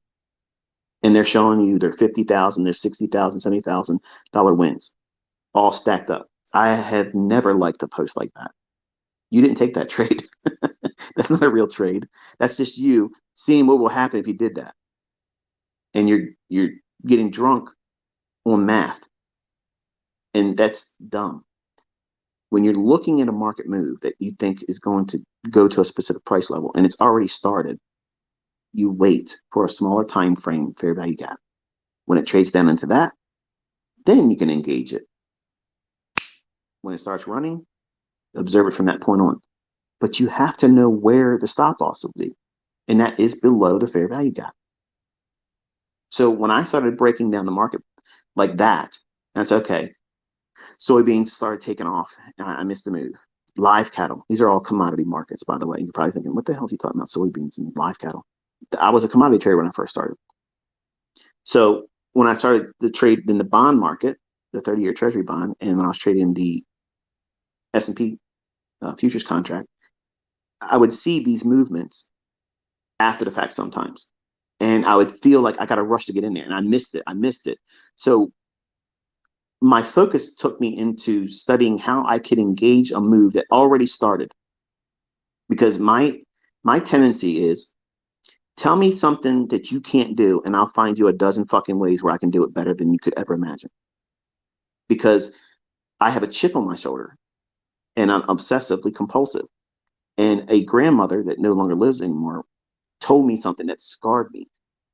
Said I was lazy when I wasn't lazy. I was fucking tired. And she was expecting me to do something that was beyond my capability as a 11-year-old kid. So when I had her tell me I was lazy, honey, you're lazy, I was like, you said what? So that's why you see me work the way I do. My work ethic in everything I fucking do is off the charts. I always over deliver. I always do that because nobody's saying I'm fucking lazy. I can tell you you're lazy. I can say that to you because if you're not putting in hours each week, if you're not making dozens of pages of notes each week, not 5 little lines on a page and scribble and say, oh, I did the work. Here's my notes. That's fucking bullshit. That's comic strips. Okay. That's what that is. You're wasting time. People that want to learn how to do this, they're going to pour themselves into this and they're going to get what they're looking for and find more than they were looking for. So I had to go in and figure out how to compensate and build and develop a coping skill for this fear of missing out. See, you have no idea what the fuck you're doing, but you want to go in there with a funded account or a live account and try to make something happen, ignoring the risks, not really understanding the detrimental barriers, obstacles, impossibilities that you're building these walls in front of you by doing it incorrectly. They're going to weigh on you heavily mentally. You're going to see them as they're just too much for me to get through because you're doing it wrong. So I'm not saying I'm smart, okay? A lot of prayer went into this, a lot of prayer. And you can be an atheist, you can believe whatever you want to believe. I'm telling you, this is how I got here. When I looked at moves and I couldn't get myself to accept the fact that I wasn't smart enough in my early days to see that move before it started, and you had a big down day, I knew at that moment it's going to go down to this level here on the daily chart or up here above some old high daily chart in deference to the bias of those bullish or bears. So I wanted to find a way to build a coping mechanism that would make sense for me because nobody in books, none of the books, I got over 2,000 of them, courses, everything. I bought everything you can put your fucking hands on. If it was released in the 90s and the early 2000s, in 2006, like that was the last time I bought anything. And it was always the same bullshit. And the things that I teach on, none of these jokers talk about. Precision elements, time, where to get in, why your stop loss should be where it's at. Everything you learn in retail is stop below the old swing low if you're long, stop above the old swing high if you're short. And it's all directly related to the percent of risk that you're willing to take as a trader, which is the universal 2%. Everything about that's wrong. Everything about that shit is wrong. And you're doing it thinking that you're going to be the exception to the rule. And then you can go on social media and say, I climbed a mountain. That's it. I'm putting my flag here at the top of the mountain. No one's ever done it like me. When you don't realize what you're learning is misinformation. You have so many factors against you doing that shit, but it doesn't feel that way because you bought the book. You paid for the book. You took the time to read that book. You have now joined a religious cult. You think I'm a cult leader. That's a cult. Retail theory is a cult. It keeps doing the wrong shit that you all keep sipping the Kool-Aid thinking you're going to be able to get something out of that. You're getting the same shit, the same bullshit everybody else gets. Losses, drawdown, blown accounts, and misery and regret because you are falling in love with a market and it potential experience to change the course of your life, but you can't make it work with the shit that you're trying to spend money on.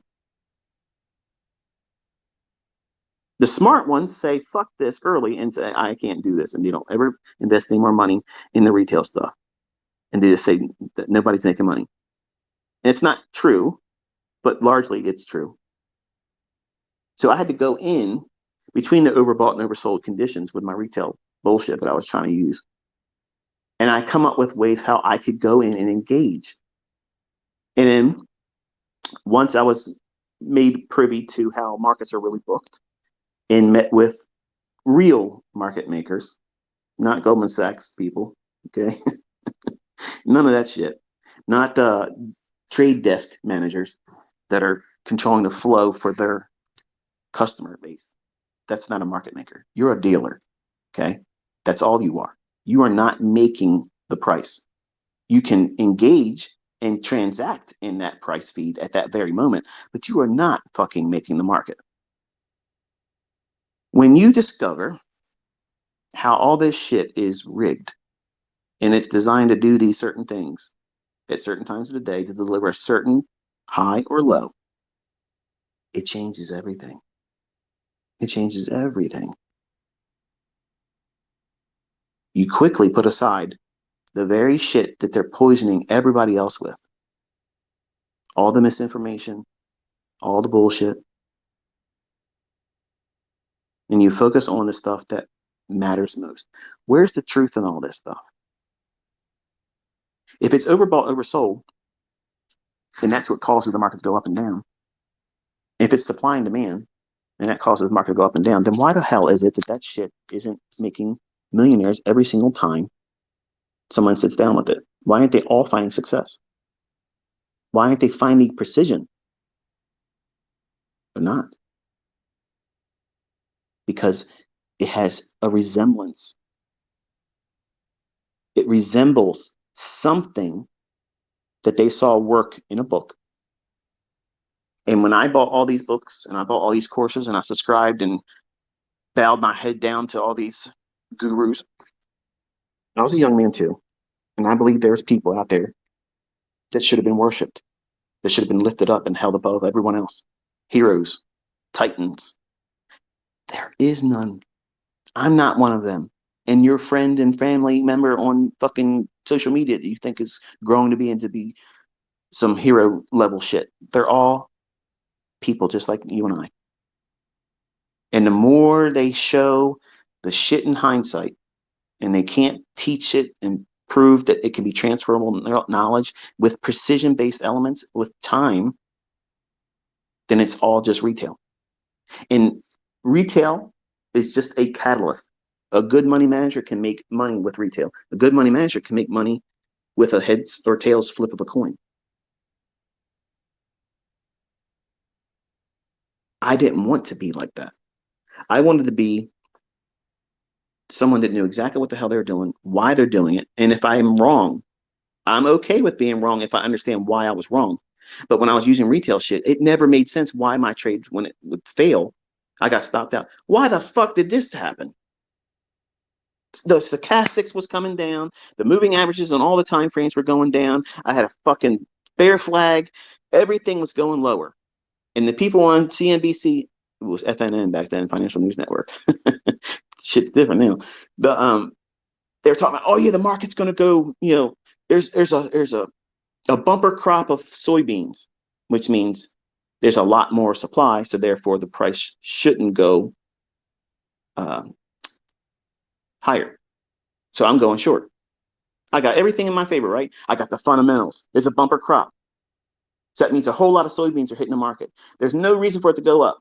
And here I am, I'm going short. I'm in there. It's already diverged bearishly. It's moving down. All the moving averages are sloping down. Everything looks fucking great. I'm looking to make 50 cents on this move. And what the fuck happens? It goes up 18 fucking cents in the same day. Now, how do you rationalize a response to that? That makes sense, that's palatable. You don't. You put your fucking fist through the fucking monitor like I did. Pick the fucking broken mechanism that was still resembling a monitor and throw it across the fucking room. That's how I coped with it. That's exactly how I coped with it.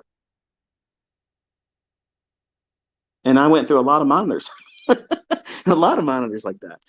I wasn't prepared to have multiple monitors back then. I have a lot of monitors now, but if I didn't know how to trade, it would be very, very costly for me to have that coping skill today. So I had to go in and figure out why I'm doing what I'm doing. And if I'm wrong, I'm okay with being wrong because I understand I'm wrong. The market's right. I'm wrong. The market's right. So I have to do what? I have to align myself with the market, not align myself with the guru's logic. I got to align myself with an indicator. Fuck, I do. I don't need to do that. I need to align myself with the open, high, low, and close. That's what I'm aligning with. That's why my charts are naked. That's why I'm showing you only annotations to take your attention to a very specific element about a candle, a level, not a fucking zone. Okay. When I'm talking about a fair value gap, what levels am I talking about? The highest point of the fair value gap, the exact middle of the fair value gap, and the low of the fair value gap. That's three finite levels. It's not a zone. I'm not going out there and pulling one out of my ass and saying, well, we're going to do a supply zone here or a demand zone here. And where are you going to buy in that? Where are you going to sell in that? That's why it's a fallacy. It's all bullshit. It leaves enough subjectivity so that way they can always go back and say, look at this zone. Look how it reacted in this zone. Fuck that. I'm telling you a very specific level. Fuck everything else. Everything else is bullshit. I'm telling you exactly when these gaps should not fill. So that means what level should you be focusing on? The high end of it or the low end of it, not the middle, not the opposing end of it. See a difference there? That took decades to get that. That took decades to know with confidence that I'm going to be able to take this trade, enter here, my stop loss should be right here, laser precise. A lot of prayer and that still quiet voice taught me that. When nobody, not like what you're hearing here, a foul mouth, manic, I had nobody sitting next to me encouraging me along. And I had to become a fiend and dismiss everything and everyone around me. Relationships, friends, hobbies, all of that, I cast it aside. And all of my waking consciousness was poured into this. While driving a truck with my left foot laying up on the steering wheel, steering, while I'm eating a cup of fucking noodles, I'm looking at a chart book going across the Key Bridge. Is that safe? Nope. But I was dialed the fuck in. High winds could have pushed me into the Jersey wall part of the bridge, and it caused all kinds of accidents. That's how recklessly I was pouring myself into this all day long, all day long, sleeping sometimes 3 hours, maybe, and getting up and doing the same thing. On Saturday, driving down to Fayette Street to a nursing home to fill their vending machines from my car, my Eagle Talon TSI all-wheel drive white car. I've always preferred white. Go down there, service that. The whole time, the markets aren't trading, but I got chart books laying in front of me in the machines as I'm putting candy bars in there. I'm pouring myself into it. Maniac. That was how it was. And you have to have that same tenacity. You have to know that you're going to do this no matter what. Anybody that's around you that's telling you negative shit that you can't do this, you shouldn't do this, you're wasting your time. Fuck them. Fuck them. Fuck them. Because I'm gonna tell you, every one of my fucking friends, when I first started doing this shit, they said, you're crazy. You're gonna lose your ass. I lost my first account and second account and third account. I did. But you're listening to me now, aren't you? You're seeing all these other people that do what I'm teaching and they're making money. You're seeing your charts paint just like how I taught you it would. My friends and family said I was going to fail. They said this was never going to work. I would never figure this out. It would always be a gamble. It would never be a way for you to be able to time the markets. You can't do it. I'm taking you live into 1 minute candles. And I'm telling you exactly what the fuck it's doing before it happens. Perfectly. I was not going to fail. I was not going to be talked out of this. I was not going to be influenced negatively to the point where I would admit failure and go and run off into my life and do whatever the fuck I was going to be doing. Fuck that. I have lived this. November 5th, 1992, 9 p.m. on a Thursday night in Chase, Maryland. That's where I was. When Inner Circle Trader was born, that's the birthday. I came into this world on August 8th, 1972, 7:11 p.m. That was my actual birth date. But Inner Circle Trader was born November 5th, 1992, at 9 p.m. on a Thursday evening in the family room of my aunt and uncle's house that I was paying room and board $50 a week. That day, I remember it. I was so excited. I was so excited. I'm going to make $1,000 a month and I'm going to retire at 40. That was how I started this whole journey. That was my plan. And it morphed and evolved and became a obsession. And I said many times, maybe this isn't for me when I was losing my accounts, not knowing how to trade initially as a 28-year-old. It just was trying too hard to do too fast. Over trading, not understanding risk management, trusting the patterns more than understanding the character flaws that I was bringing to it, which is I demand precision. I demand immediate response in price. I wanted to do what I wanted to do, and I wanted to do it faster than I wanted to expect it before I put the trade on. They're all unrealistic expectations, especially for someone that had no experience.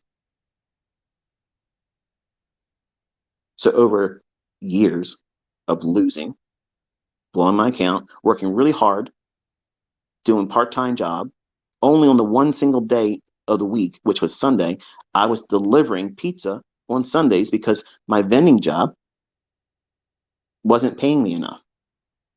I made $183 after taxes in my check, and my boss paid me under the table $50 in one. Now think about that. $183 a week and 51s. And they're trying to sell a book for $30. That $30 book was a lot of money to me. So on Sunday, I'd go down to Middle River with my Domino's uniform on, grab my sign, put it on top of my car, and go out there and do magic tricks for kids at the door when I got their pizza handed off to them. I had my little magic trick real quick with the kid was there, boom, and that would give me a tip. And sometimes I would make $5 a house. And that is how I funded all of my blown accounts. Because I made the mistake of doing a Nations Bank. Nations Bank doesn't exist anymore, but I took $2,600 off a Nations Bank credit card. That was my first soiree in real trading. And I worked really hard to pay that off and did it again, funded another account with the $2,600. So it wasn't easy for me. We didn't have funded accounts back then. And frankly, that wasn't enough money to trade with. Looking back now, it was like, no wonder it was so easy for me to fail then. I wasn't properly funded. I had too little money, no experience, off the charts expectations, unrealistic expectations.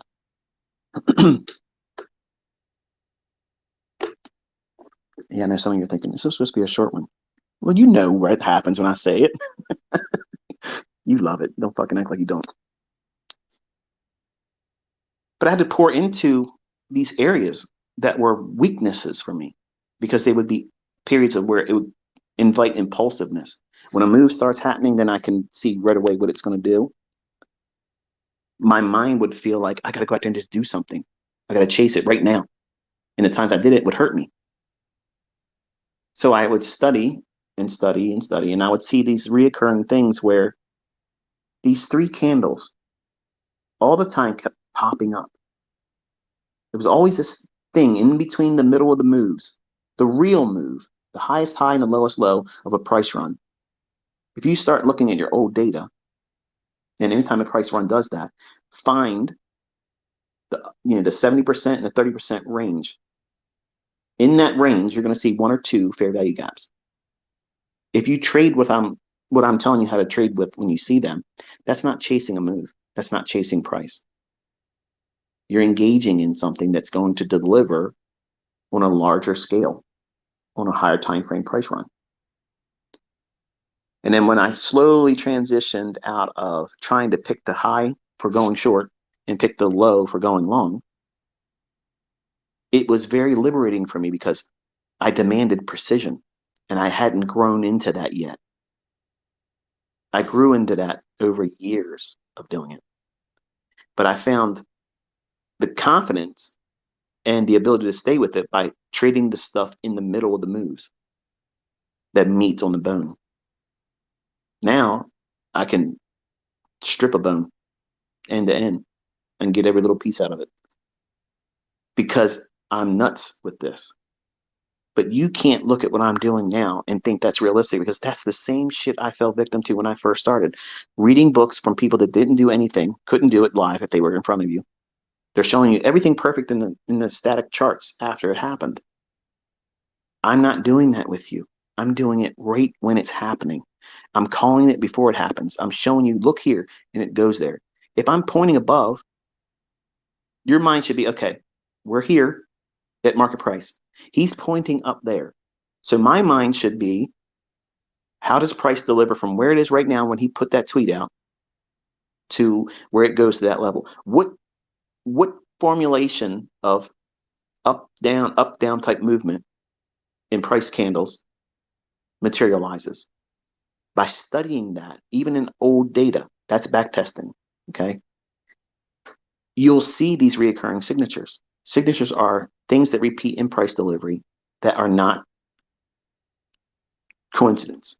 They're designed. It's because it's being controlled.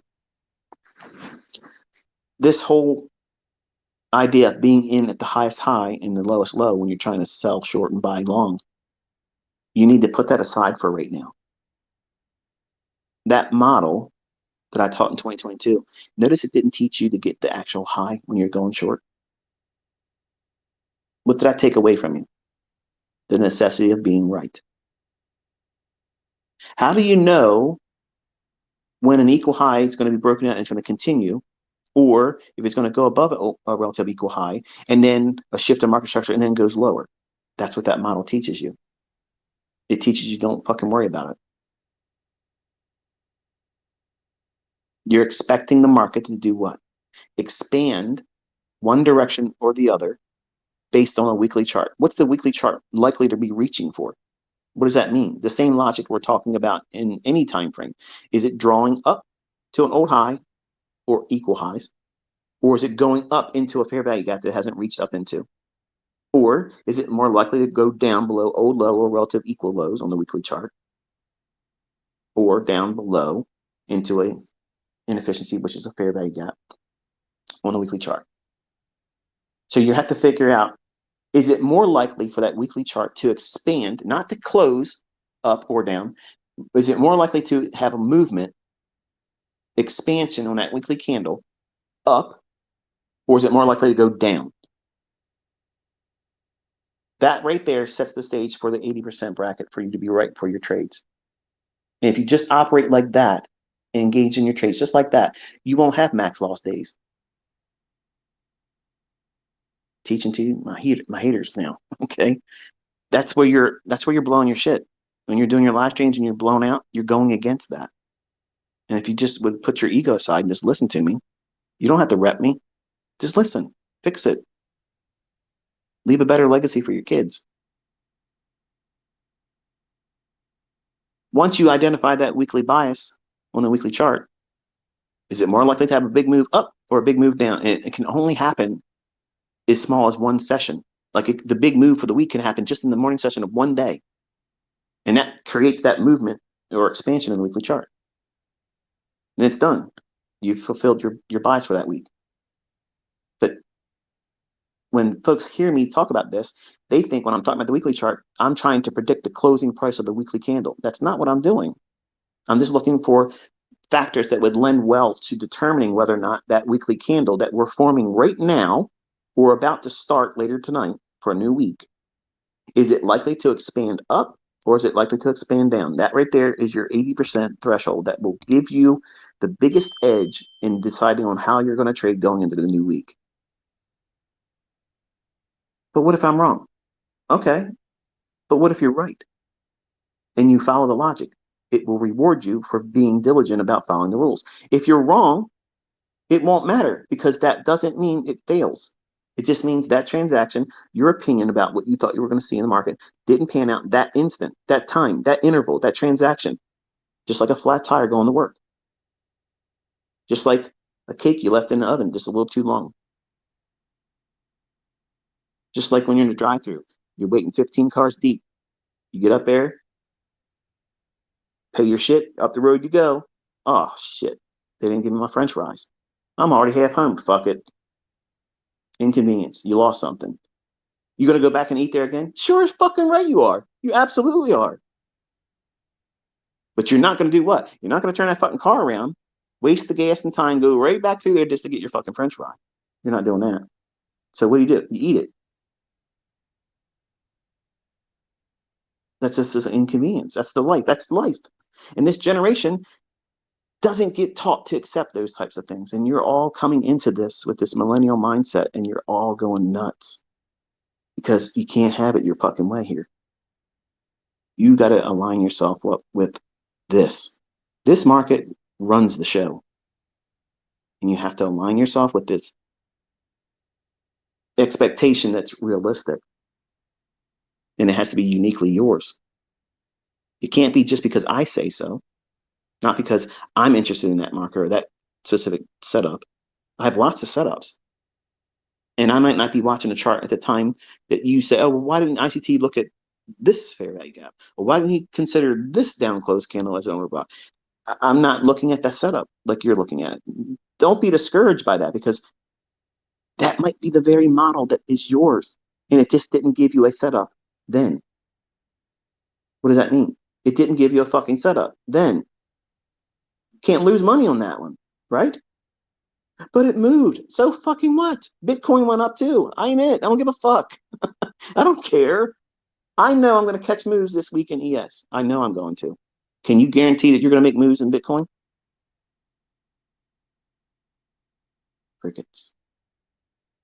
So you're all hoping it's a moon run. I don't need a moon run. You don't need a moon run.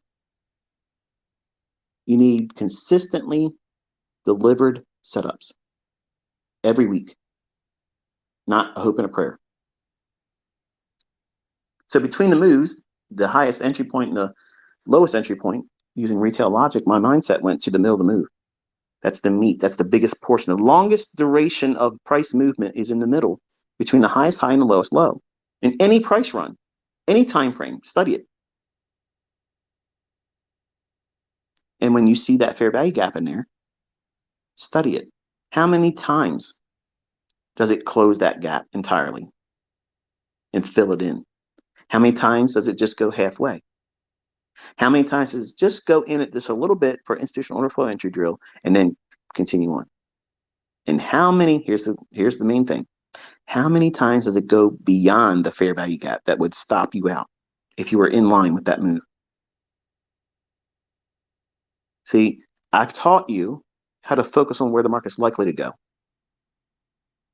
If you got consistent with that, the next stage of your development is where should you place a stop that is reasonable in terms of risk and range, that is a repeating process that doesn't deviate much.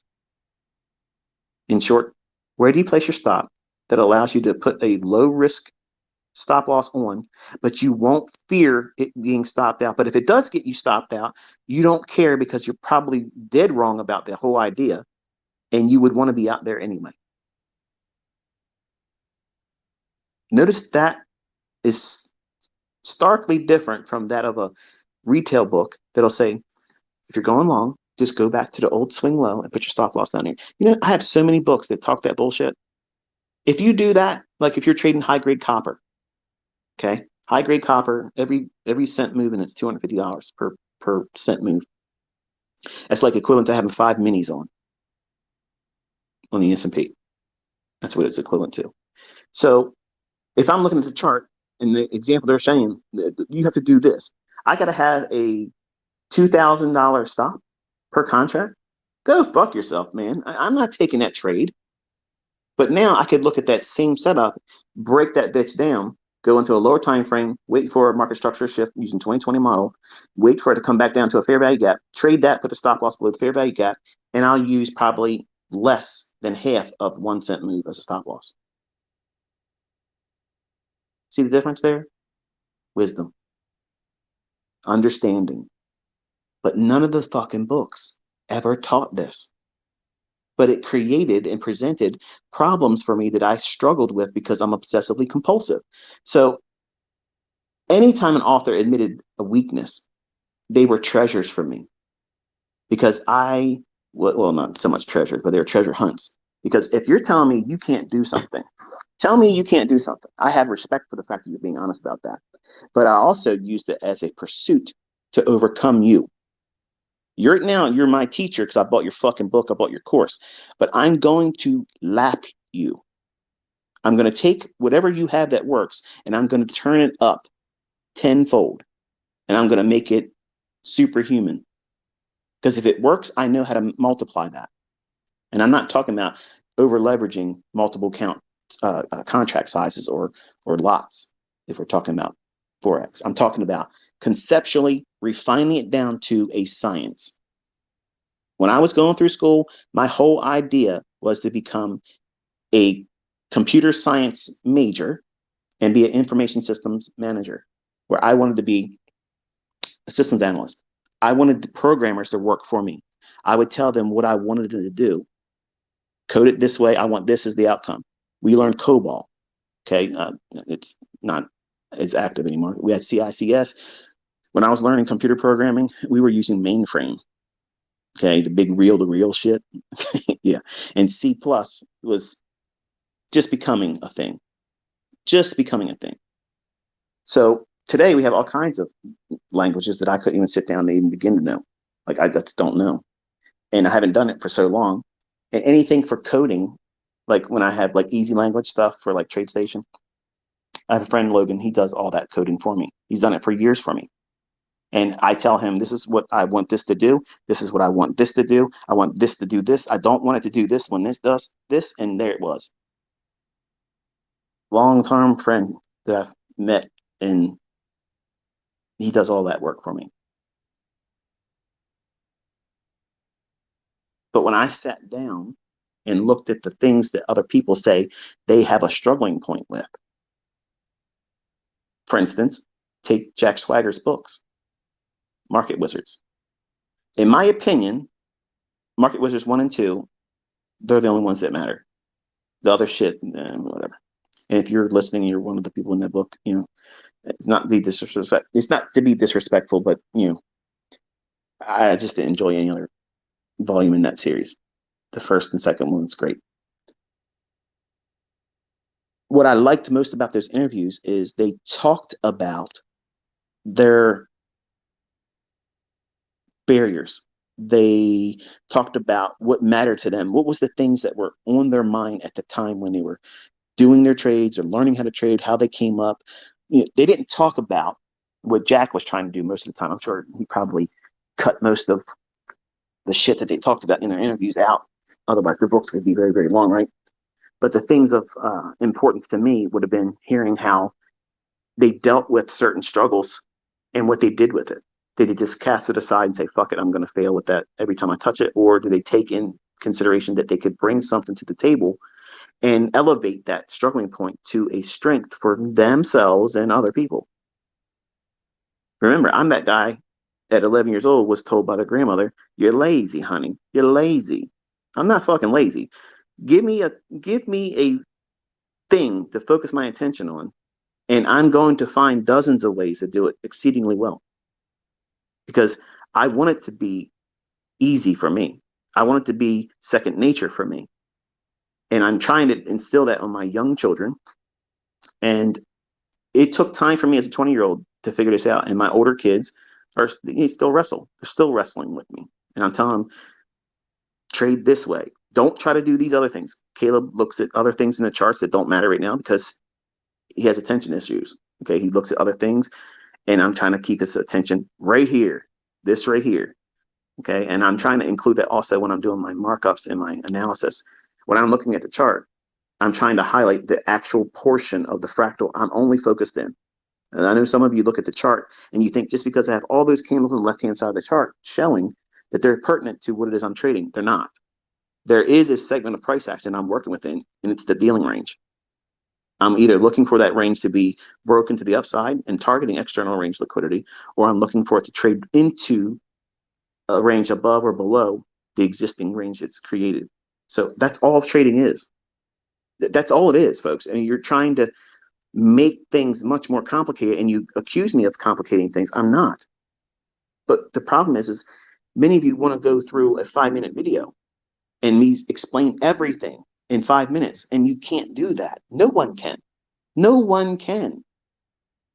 There's so many things I've already covered in this discussion here that you probably never considered. Like, shit, I never really thought about that. Right. And others in here probably listening to saying, this is bullshit. I wasted my time, and you're never going to make any money. I'm promising you're not going to make any money because you're coming in with this same expectation that I had when I was 20. I want it easy. I want it spelled out exactly like this. I want an ABC 1, 2, 3 method that I know will work all the time. That's what I wanted as a 20-year-old. That's exactly what I wanted. Because the books that I was buying made it seem like that was possible. And when I was blowing my accounts, hey, guess what? Something's wrong with this logic here. I got to figure out what the hell the real story is. And most of it was coming internally, manifesting itself in my trading, feeling a strong desire to prove myself because I was scarred by a family member who I loved. So I manifested that tendency to overcompensate, proving to myself that I'm perfect and I have to be in at the highest high when I'm seeing a bearish divergence on stochastics and I'm bearish on the market. I have to be in there. I have to be in there. If I don't do that, my grandmother is going to say I'm lazy. That's how it scars you. That type of shit scars you deep when you're, well, wired like I am, which is not normal. And I'm not claiming to be normal. That's why I'm a very difficult mentor to learn from because I have real mental baggage that I can't overcome. I can't. And therapists and all kinds of all the bullshit, it ain't going to fix me. So I turned it into a strength. I sat down in an evening on the weekend, literally crying tears over these fucking charts that I could not figure out. I'm looking at these charts thinking to myself, I know I'm going to be able to do this. I know I can figure this out. But why the fuck can't I get this to be consistent? Why can't I find, this pattern to trade the bond market over and over and over again? I know it can be done. I see the moves after it happens. Why the fuck can't I see it before it happens? Because I was looking at 30 different ways that other people said in books. And when I was buying their VHS bullshit, okay, I was trying to catch up with whatever I thought was happening right then and there. I was trying to form fit something after it starts moving. So my weakness was what? I needed to have confirmation because I was afraid to step out there and do something and be wrong because the consequence of being wrong was detrimental to me because I beat myself up mentally and emotionally because I would refer back to what memory? My grandmother saying, honey, you're lazy. And all she was talking about was me being unable at 11 years old to shovel a half a ton of fucking rock and line it around a swimming pool on a day that was almost 100 degrees. And I had already been delivering picnic tables, living with my grandmother, my other grandmother, my mom's side. And I delivered picnic tables with him all morning, picking them up. I'm 11 years old, frail little boy. Okay. I mean, I wasn't a man. I was a little kid and I'm tired. And treated lumber, 8-foot long picnic tables, is fucking heavy as shit. You gotta walk over, flip it up on the back of the pickup truck, ride on the back of the pickup truck. Unsafe, I know, but it was fun as fuck. Get to the place, and then they want you to walk it around their backyard delivering for $5. And I got that money. The $5 delivery charge he charged, I got that. That was my compensation for helping him. But I had done 7 picnic tables that day. And it's hot as shit. And she's like, you want to come and spend the night? Sure, Grandma, I'm on my way up there. And she was, oh, this, wait there, I'll pick you up. She picks me up, get up there, a glass of iced tea, a couple cookies. Okay, well, here's what I want you to do. And I was like, are you kidding me? Like, I can't get this done today. And I was hot. I went back in to get something to drink an hour and a half later, or something to that effect. And she's like, that's all you got done? Oh, honey, you're lazy. That was it. I never went up there again. And I was angry. That's the last time I spoke to her, like a grandma type thing. But it scarred me deep, deep. Now, my mom's side, my grandfather knew I wasn't lazy because that man would not let me fucking be lazy. Okay. He would wake my ass up with the kick of the door. Get the fuck out of that fucking bed, boy. If I was 1 minute past that fucking alarm clock getting off. He was a Navy man. No slacking in that fucking house. None. Shit was done. It was done on time, and it's the way it was. I did not want to disappoint that man. He was not my father, but I looked at him like he was. And every time he told me to do something, I was done. Already done, Pop. Already done. Took care of it. Good boy. Good boy.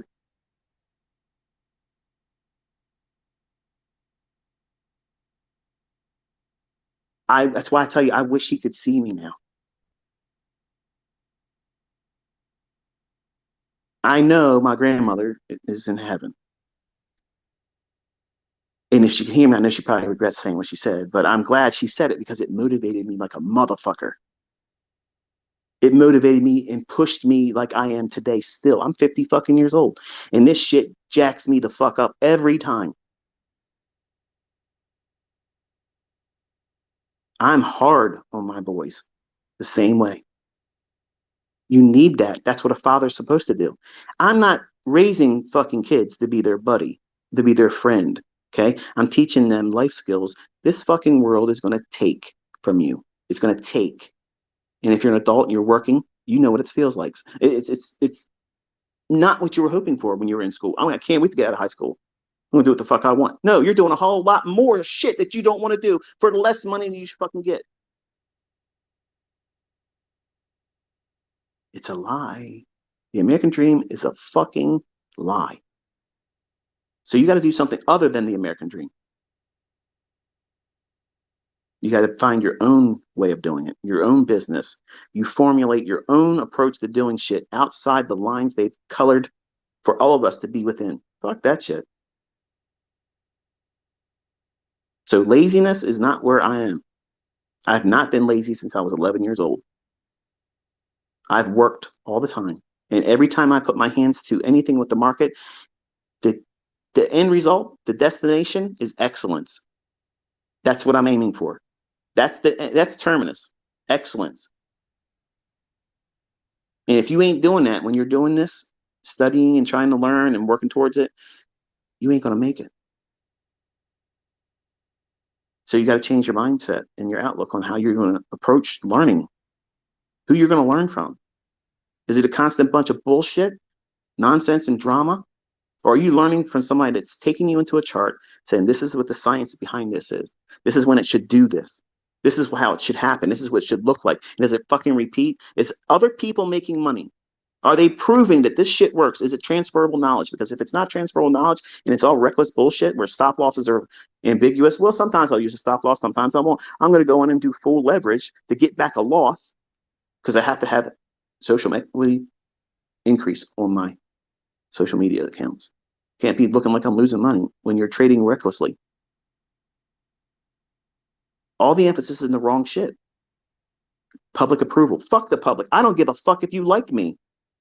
I don't care if you like me. I show you everything. My fucking mental baggage, my fucking weaknesses. I tell you everything. Everything. I pushed myself this week into a setting when I know I cannot do well just to prove to you, yes, this shit that I'm teaching you will fucking lose in areas where I tell you to avoid it. What I do? I get out there, 2 trades, losing trades. I could have kept that from you. I could have hid that from you. But I'm trying to communicate that if I'm going to do what everybody else is fucking doing, guess what? I'm going to have the same lackluster results that they're going to have. Shit results is what it is. I don't want that. I can't tolerate that. I'm not wired for that shit. I want precision. It may elude me in execution here or there. I don't give a fuck. I'm aiming in the right direction. I'm aiming for excellence.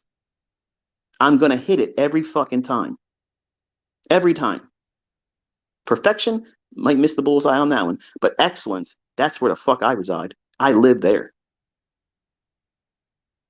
And you need to change your fucking address. You need to reside in Excellenceville. Okay?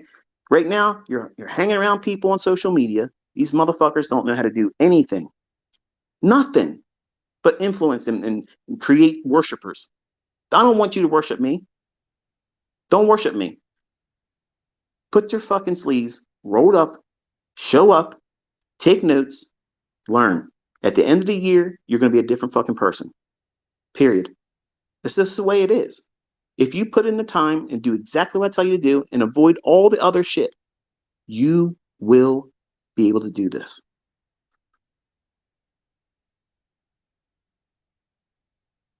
Between the high and the low, everybody ignores that. The books talk about give me the entry signal at the top, at the diversions, at the pattern height in a bearish scenario. And the target, well, it might get down there. We don't know for certain. Here's the thing. I'm teaching you, you don't need that to happen. How liberating is that? How fucking liberating is that? Because I struggled in the beginning to make this shit go to the targets that these books said they were supposed to happen. And sometimes they never even got close. They never would even fucking get remotely close to it. But I would still buy another book by that author because that's the secret. The next book, that's the fucking one he's going to tell me. He's going to tell me. He's just making me hold out for it. He wasn't, stupid. He put his logic into multiple books. So I got to keep buying his books. And it was just one more fucking thing that would compound my confusion. So I said, fuck this shit. Indicators and new settings and the logic of why you use this setting count for RSI and use this setting for stochastics and smooth the percent D and the percent K to this level. Fuck all that. All that effort, all that time and concern about a fucking indicator. If I just would have applied that time and energy on reading what the open, high, low, and close is and understanding liquidity and the element of time, that's what I was looking for all along. That's exactly what you're looking for. But you can't recognize it because you listen to all this other bullshit from other people. Because you've probably seen them make a trade, it was profitable. Maybe they take money out of a funded account. Maybe they've done other shit. They've shown profitability. None of that shit is what makes markets go up and down.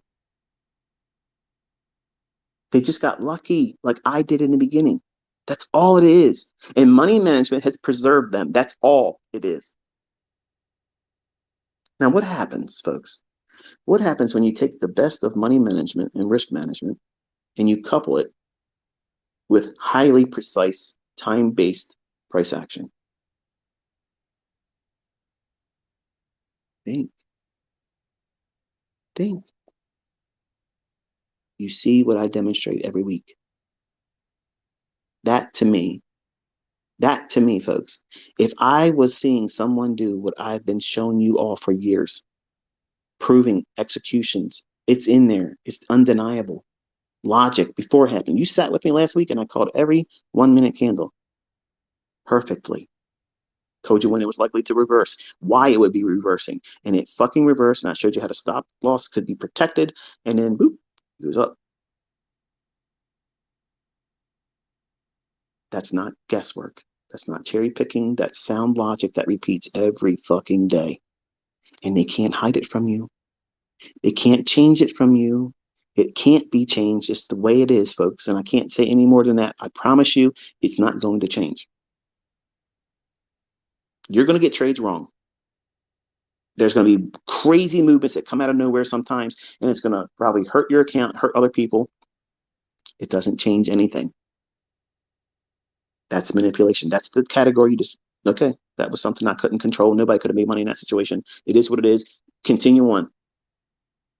Resume back to what you're looking for. Time and price.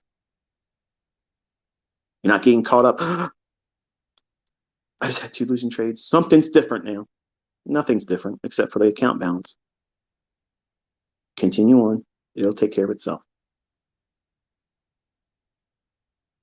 So take your attention to the meat on the middle of the bone. That's where you can always find your ends meet. You all want to do like I did, catch the highest high and the lowest low.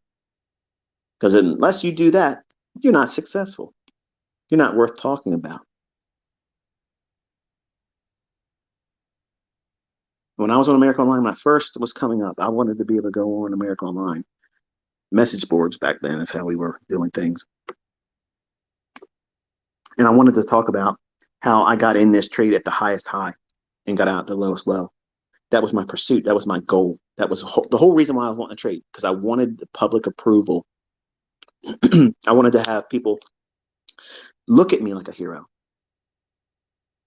Think about that now. Contrast that with what I do today. I can do this stuff for now.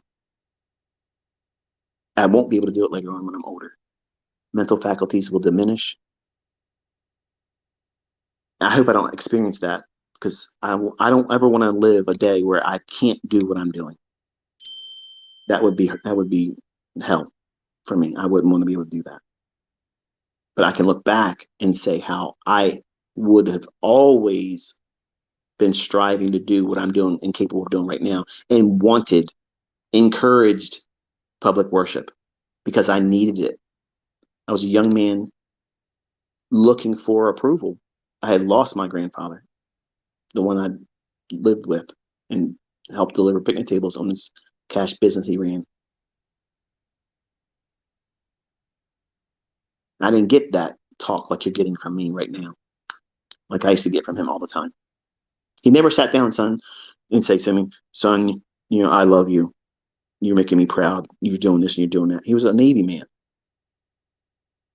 But I knew he loved me. I knew when I did hit the mark, he'd say, good boy. And the only time I heard him ever say, I'm proud of you, is when I graduated high school. And he said he wasn't going to go that day.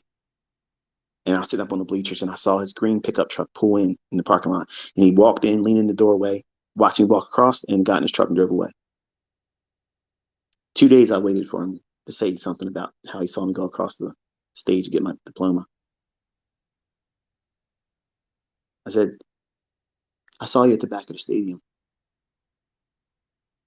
I'm proud of you, boy.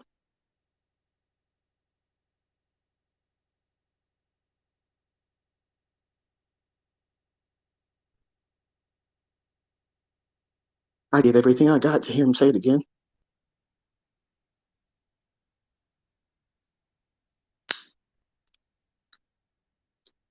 He was a hard man to be under, but I miss him.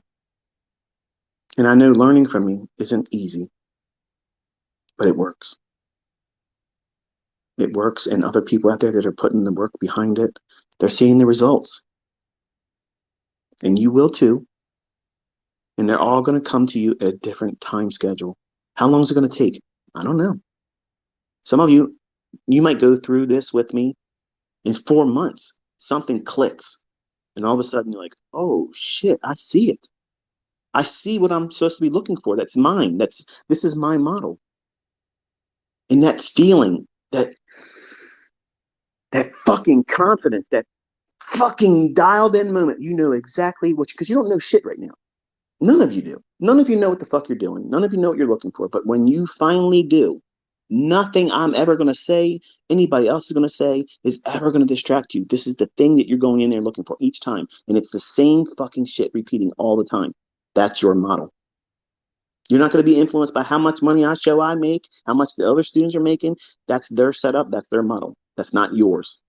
And guess what? There's lots of models, and they all could be operating in the same direction or the opposite direction, and it's all right. It sounds like it can't be possible, but it's true. It's absolutely fucking true. But you got to give yourself a real chance. Aren't you fucking worth it? Think about it. You're worrying about how long it's going to take for you to learn. How long do you plan on living? How do you want those years alive to be lived? Aren't you worth 2023? Aren't you worth putting in the effort that you see other people outside of me literally making real fucking money? Do you think that you or anybody else is going to convince them that they wasted their time? No. Just like no one's going to be able to convince you when you start doing it that you wasted your time. You're going to wish that you started sooner. You're going to wish that you would have found this shit years ago. Like every one of my successful students, once they fucking taste it and see, once they deal with it themselves and they can find it without me pointing to it, they all say the same thing. I wish I would have known this long ago. And it's always before they started trading because they all did what I did and everybody else has done too. They dabbled in bullshit. And the only thing happens when you mess around with shit, you get your hands dirty and it stinks. Nothing comes out good when you mess around with bullshit. Nothing. You bring bullshit into the conversation, you bring bullshit into the learning process, you're going to get shit at the end. No matter how you slice it, this is the way it is. You cannot polish a turd. That's the bottom line. And retail bullshit is just that. It puts your mindset on the wrong things. You focus on the wrong stupid shit instead of the principles that make you consistent. Where's the market going next? Not here's an entry strategy. Why the fuck should I be taking that entry? What's the catalyst, the rhyme and reason why the market should be even going up? Fuck your harmonic pattern targets. I don't give a shit about that. Why should it go up there? Not because there's an overlapping of Fibonacci and bullshit. Elliott wave counts are adding up to this and that, and it's a supply demand zone. No, no, no, no, no. Who's getting their ass handed to them next? That's what the market's doing. Okay. It's going on a schedule when volume comes into the marketplace. Who's making money right now and who feels the safest? That's what's getting banged next. This is a carnivorous endeavor, folks. You vegans out here, you want to come in here and pretend like everything is love and peace. This is fucking war. It's fucking war. If you're on the other side of my trade and I win, I don't feel bad for you. I don't feel compassion for you. You knew what the risks were when you signed up and you opened your account. That's what the fine print says. You're going to likely lose your fucking money. And you're going to lose it to people that know what they're doing. Me and my students. It's a tuition. Everybody pays it. Everybody pays it. And there's a membership fee that every year you have to pay that too. That's drawdown. Everybody has it. But to be a card carrying member of this club, you got to know what the fuck you're doing. An image has nothing to do with it. Listen, folks. A demo. I got almost half a million people and 200,000 people now on Twitter listen to me blue about shit like this. And 99% of it's been done on a demo. Why? Why are you listening to me? Because you see it working still. You can appreciate the fact that I am not a licensed financial advisor. So I'm not going to put you in live trades. I'm not going to put you in front of an audience of other folks that are watching me do it with a live account because I'm not going to entice you to do that. I'm not going to represent a broker. I'm not going to tell you to go with a broker. I'm not an introducing broker. I'm not going to go with a funding account. I'm not going to do any of those things. I stay in a gray area that keeps me absolutely 100% safe. And I don't give a fuck who doesn't like the fact that I'm not doing it in a live account in front of you. I'm not obligated to do that shit. Nobody is. I don't give a fuck what your opinion is, but you ain't going to do anything better than me. And some of you have seen proof. You don't need live account. You don't need anything else. You know what you found right now, the resource that you tapped into here ain't costing you no fucking money, is building you up. I'm encouraging you to stick with it because if you do, time will do its work. But you have to keep showing up. You got to keep doing that part and give yourself the chance. Really give yourself the chance. How would you feel if your relationship, the person you were with, said, listen, you're going to have to make all my fucking dreams come true in 120 days, or I'm not staying with you? Or you're in a relationship right now and they come out and say, hey, look, listen, you got to make all my fantasies and all my wild wants and desires to come to pass in this relationship in the next 20 days, or I'm leaving you. Is that a fair request? Is that a reasonable request? Fuck no. No way. I am coming to you every week and I'm pouring myself into you. You may not think that you're worth it yet, but I do, because I know what you're capable of when you can't even see it in yourself yet. I was that 11-year-old boy at 20, needing what I'm trying to be for you. I know what you're looking for. I know exactly what it is. But I'm also smart enough to know that everything that I know isn't going to work for every one of you. You only need one piece of it. The piece that everybody needs to know, though, is how to read the tape, how to understand what price is going to do. Why should these markets go up to this level? Why should it go down to this level? When should it do it? And if it is really there and that market's likely to deliver to a specific level above or below, where is it that you can capitalize on that move and manage risk and not get stopped out? Or if you do get stopped out, is there a way to get back in and not be over leveraging or pushing it? I'm going to teach you that as well this year. Everything that a trader would want to know, that's what you're going to get from me. You're going to see it on live charts. There's no hiding it. There's no alternative view. There's no plan A, plan B, and whichever one, that's the one we were right about. No safety net. It works or it doesn't, right? So just relax. Relax. We have a whole year together.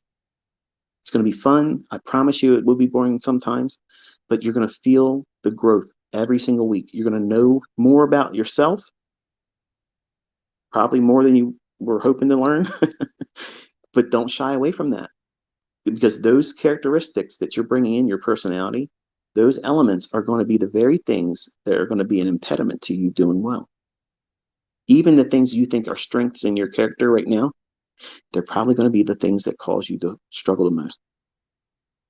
I'm confident in myself. I was confident too. I was overconfident, so much so that I was taking trades without stop losses. And then that day, my account was roasted. So don't think that your strengths outside of trading are going to be strengths in your trading. Many times that's going to be the vice that you fail to. So you have to be humble when you're arrogant. And you have to be confident when you are less than confident in your life outside of trading. You have to turn everything upside down here. Everything has to be on the upside down. Everything that you think works doesn't. The things that lead to profitability doesn't. The things that don't readily appear as profitable, that's what we do. When you take a long trade, you put your stop loss below the most recent swing low. Okay. That logic that you think as a retail trader protecting you, that insurance policy, we target that. That's our premise here. We cannibalize those that feel safe. When they put their walls up on their chart, they think that's a fortress protecting them. Like that swing low is going to keep price at bay. When we storm that wall, tear through it, we take their money, we take their trade, we take their liquidity. And in some instances, we take their hope. I don't feel bad for that. I grew out of that. You'll grow out of that too. Everybody in the marketplace is at war with everyone else. This is not a team. All I'm doing is creating warriors. You're all learning how to do combat in these charts. But don't lose sight. Because if you are foolish enough to take something on the opposite end of my trade and I can take your money, I'm doing it gladly with no remorse. None. That's how this business operates. And it creates a conundrum for some folks. This is unethical. This is not Christian. This is not what a good person would do. Well, we're given resources. And if we don't maximize those resources, we're being wasteful. And you are learning a skill set. You're learning a mindset. You're learning a process and processes to be able to go in confidently and engage. It does not mean an absolute guarantee that you're going to be profitable without any losing trades or transactions. You're going to. I'm promising you that's going to happen. I'm guaranteeing you that you're going to lose on some of these transactions. It does not and it should not diminish your belief in the idea that the market's booked like this. It just means that you brought human frailty into the equation and you did it wrong. That's how we look at every single loss. Guess what that teaches? Personal responsibility versus, oh, this fucking harmonic pattern. Oh, this so and so setup failed me. No, you got stopped out. Who got stopped out? You fucking got stopped out. The trade is unaware. You can't personify the setup. You got to take the root cause back to the operator, the person that pushed the button. Your broker didn't do that. Your spouse didn't do that. Your coworkers didn't do that. I sure as fuck didn't do it. So personal responsibility is yours. You own that. And that's a good thing. That's a strength. Because guess what that teaches you? You can climb out of all of that losing. No matter how long it takes you, drawdown is going to always manifest itself. But the length of time in drawdown will reduce over time. In the beginning, when you're learning how to do this, you'll have periods of drawdown. It takes a little bit more time to come out of that. And over time, you're going to see that managing risk properly, drawdown is unavoidable. You're going to have losing trades. You're going to be human. You're going to do something wrong. You're going to have a case of the ass because your spouse, your girlfriend, your boyfriend, your boss, you just don't feel good. You want to have a feel good moment. You're going to break the fucking rules. The sign says don't step on the grass, and you're going to walk on the fucking grass. You're going to do things what humans do all the time. They fuck up. You're going to put a trade on knowing damn well you shouldn't have done it. And you're going to fucking regret it. Guess what? That's human. You're going to think you're going to be able to outperform your system, and you're going to fuck up, and that's human. Whose responsibility is it? Yours. Who can you blame? No one.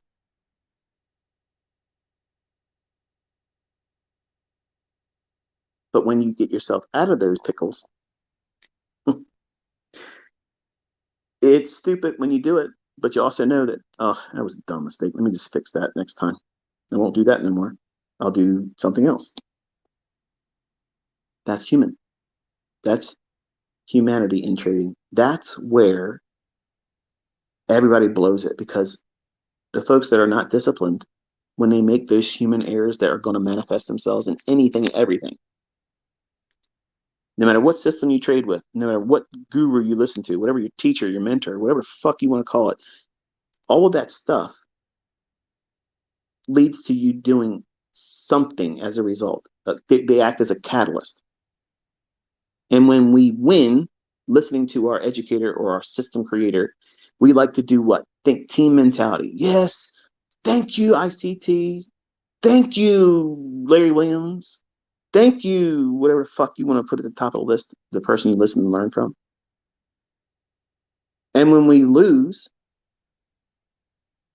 ugh, I'm a fuck up. I can't make this work. No, I don't deserve, any other mentor out there doesn't deserve the credit. When you take on the risk yourself, you manage that risk effectively, and then you profit from it. I don't ever want to glad hand any of that. You fucking earned that. That's yours. You want to peacock around and fucking go on social media, and that's your vice. Fuck it, do it.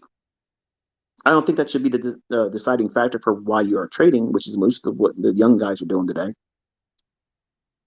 But you earned that shit. Peacock around like a motherfucker. Mick Jagger, your shit. You got the moves. Move them. Show it to everybody. Who gives a fuck? I'd love to see it. I'm not going to say high five. Yeah, you owe it all to me. Fuck that shit. You took on all the risk. You did the work. I don't deserve, and the mentors out there don't fucking deserve the worship. Stop doing that shit. You did it yourself. You fucking earned it. You did it. So no one fucking cosigns your success. You own that. But there's a flip side to that coin. When you fuck up, you do not fault your mentor, your teacher, your friends and your fucking neighbors in your Discord channel, your Telegram channel, your Facebook group, or your Twitter group. You own it. And that, my friends and neighbors, is very, very painful. Because we all want the insurance policy to be able to say, well, when I lost money, it's that motherfucker's fault. He didn't talk about that in the video. He never said this in his fucking mentorship. He never told me when I should have got out of that trade. He knew damn well it was going to do this. And he didn't say nothing in his Twitter feed. You all want the insurance policy to be able to say, if I lose money, I can always just fault that guy, that person, that system, that approach, that service. When none of that puts your ass in the trade, but you need to be able to be responsible with your own actions. And this generation is not being taught responsibility at all. And that's unfortunate because that's the number one reason why they don't like me, because I'm telling them continuously in boring conversations that don't feel comfortable listening to. But guess what? Trading is fucking war. It's war. It's not a fucking video game, folks. It's not. It's just going to fucking take your ass and grind it to bits if you let it. So you have to prepare yourself mentally, emotionally, psychologically, that you're going to wrestle with yourself a lot. And some of you are going to get this guilty conscience that I got to tell ICT, thank you, or I'm going to be jinxed if I don't say thank you ICT because I made money. I'm going to be jinxed. I'm not going to be able to be successful. Stop fucking worshiping. You did something, share it. I love it. I'm not high five, man. You owe to me. You don't owe shit to me. You didn't pay me. I'm here because I want to fucking be here. But I want to see what you do. I want to see it. Not just the good. I want to see the bad because I want to see how you learn from that shit. I was reading a young lady in the Twitter feed. She said something to the fact that she made a mistake or whatever. And I said, learn from it. Forgive yourself and learn from it. Because in the beginning, I didn't forgive myself. I began to hate myself. And the more hatred I had because I couldn't do it fast enough, it began to manifest itself. And when I would make money, I would become an arrogant prick. And my friends would see it. And one of my friends, who is no longer a friend now, he had the balls to tell me to my face, like, dude, like, what the fuck do you think you're doing? Like, you're just like us. You're just making money. You're no better than us. We graduated the same fucking year in school. We worked menial fucking jobs. Okay, now you're making money. You think you're better than everybody else. Let me tell you something. That was a kick in the dick. I needed it, but that was really uncomfortable. Really uncomfortable. Here's a guy that I looked at as like a brother to me. I'm like, what the fuck did you just say to me? Dude, what the hell? But that's what a real friend does. They'll call your bullshit. And they'll do it because they want to see you recognize the mistakes you're making. This generation, you don't see people half the time. You're talking to them through social media. So you've got iron balls that you wouldn't say none of that shit if you were face to face with them. And it causes a disconnect socially, but it also encourages you to do things that are toxic. And this generation, unfortunately, has been created to be the worst of the worst. And some of you that are going to do well in this, you're going to see what I mean by that by coming out of whatever the fuck you're involved in right now. The way kids are taught in school today, ass backwards. It's all about feelings and social approval. Listen, folks, there's going to be people out there that don't like you. No matter how nice you are and whatever you want to do, you can give the fucking world to them. They're still going to find fault in you. They're going to tell you you're full of shit. You're an asshole. You should have done it sooner. What took you so fucking long, you asshole? You gave everything away for free. Why didn't you have to fucking make me wait? You should have did this sooner. You're always going to have that. There's assholes in everything. Everything. You're never going to please everybody. You're not going to. So don't let this endeavor be a reason for you to go and say, okay, I want to be successful so I can go out on social media and be approved and accepted by my friends and people I don't even know. Because these people don't fucking give a shit about you. They're not tucking you in bed at night. They're not paying your bills when you fuck up. They're not going to give you a handout. So why does their opinion or their approval of you right now or in the future matter at all? That's not a reason to be fucking trading. And these young boys out here, they're fucking on social media. That's all they're doing. They're catering to something that doesn't mean a fuck. Versus trying to build a life for themselves, find a significant other to have a relationship with, and being happy and content and not giving a fuck who likes them, worships them, thinks that they should have done it better, or isn't doing it as good as the next guy. Fuck all that. You only have one life here. There's no dress rehearsals. And you're going to come into this world like everybody else does without an instruction manual. Because you are a work in progress. You're going to make mistakes. You're going to fuck up all the time. The rest of your life, you're going to make mistakes. Every single day, you're making mistakes. The difference is you are comfortable with certain mistakes that you make because you understand that that was probably not the best thing you should have done. And there it is. It's done. It didn't take anything from you except for the nuisance of having gone through it. Perfect example. Front of my house, the new one, I got these pillars out there. One's by my mailbox, and the other one is it's got like landscaping and such. And it has 3 little bulbs in the light. I had to go out yesterday, replace 2 of the bulbs.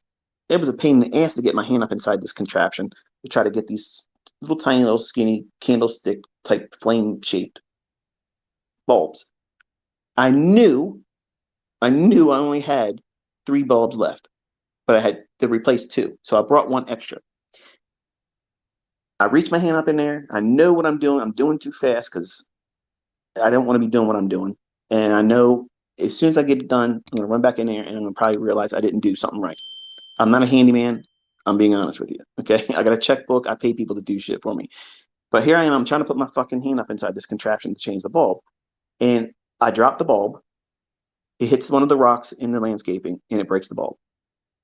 Now, if I would have listened to my internal voice that said, slow the fuck down, Huddleston, I wouldn't have done that. But the wisdom in me said, take all of the fucking bulbs you have because the chances of you being in Huddleston here is likely. Okay, so I dropped it. I broke it. I had the other 2 still to replace them. That's my fucking stop loss. That's my risk management. It was unpleasant. I hated the whole fucking idea of me going out there doing that.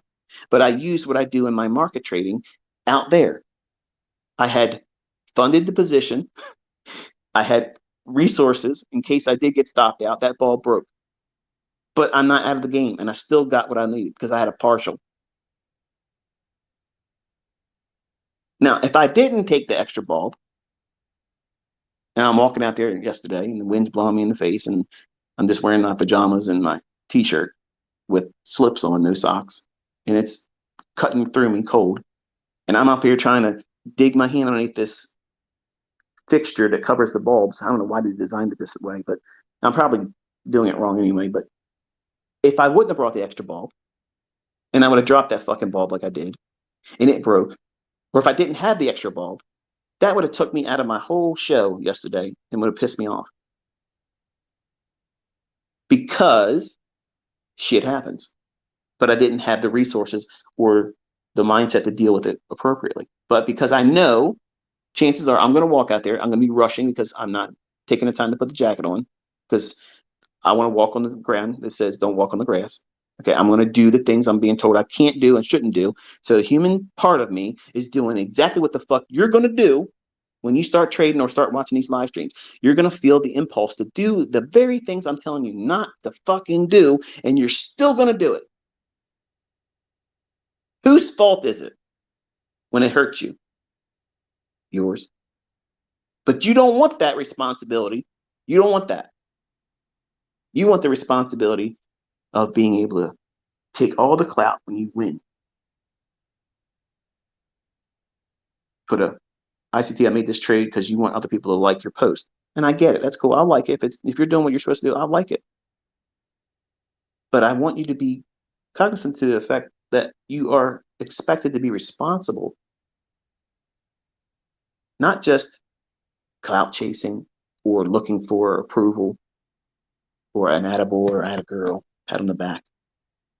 You got to be responsible. When you make a mistake, own it. I want to see more of that this year. I want to see I did this wrong. This is what I was expecting to happen. This is what I felt while I was doing it, and it didn't pan out. And this is exactly how I feel right now. That's what I want to see. I want to see that. And I want other people to see how much of that occurs. Because on social media, there is some cherry picking going on social media. They only want to give you what makes them feel good about themselves. And in trading, you can't do that. You can't hide it. It's going to show up in your bottom line. Your equity curve is going to give a storyline. And that storyline isn't always a love story. Sometimes it's a fucking tragedy. Sometimes it's a horror fucking story. And sometimes it's a fucking sequel. Many times over. And becomes a fucking enterprise. A blown account after blown account until the trader learns that these are things that shouldn't be repeated.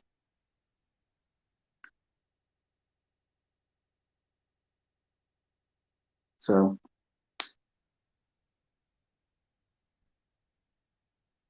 I want to make sure that we have beat this to death. And I'm sure I'll be doing more of it before we get to February 7th.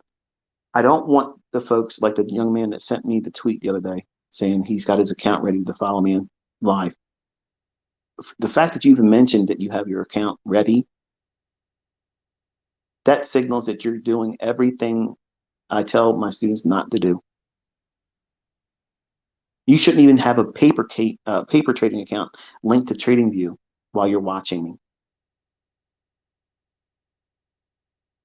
because it's going to be enticement. You're not going to be able to, if you're not capable of managing yourself and controlling yourself and being disciplined, you're going to do things that's going to be distracting. And if you do something that you know now that you have been told multiple times not to do, are you going to be listening to my narrative about why price should be doing what it's doing and what it should be doing next and what you don't want to be seeing? Are you going to hear that and let it resonate with you and take it as experience while you're in a trade and you're only giving a fuck about whether or not it's going to go to profit or if it's going to stop you out? And what if you're in a trade and you don't trust where I think the market's not going to go and you're scared that it's going to stop you out and you get out of the trade and then it runs in the favor of what your trade was outlined to do? Who are you going to blame then? You're going to be mad.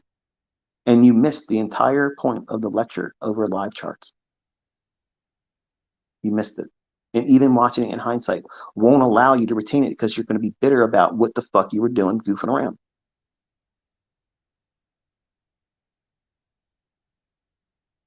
Are you worth investing the time this year in yourself the right way?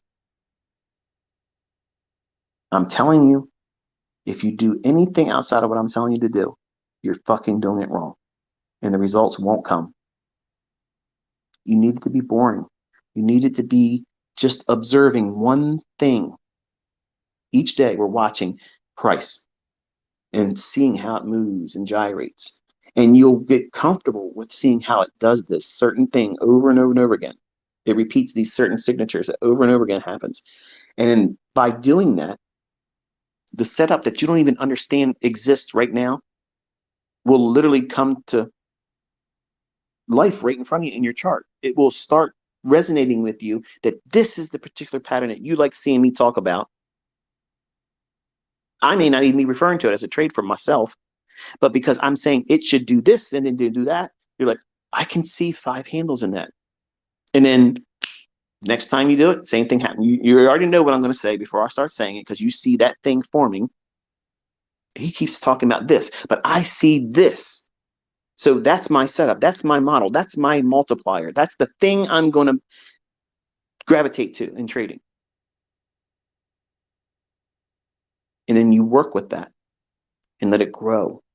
And you build more understanding as we go throughout the rest of the year. And then you start seeing more things build on that. And then your 5 handle moves become easily 15 handles and 10 handles, 20 handles, and then 15 handles, and then 30, 50 handles, and then 5 handles, and then back and forth. There's an ebb and flow.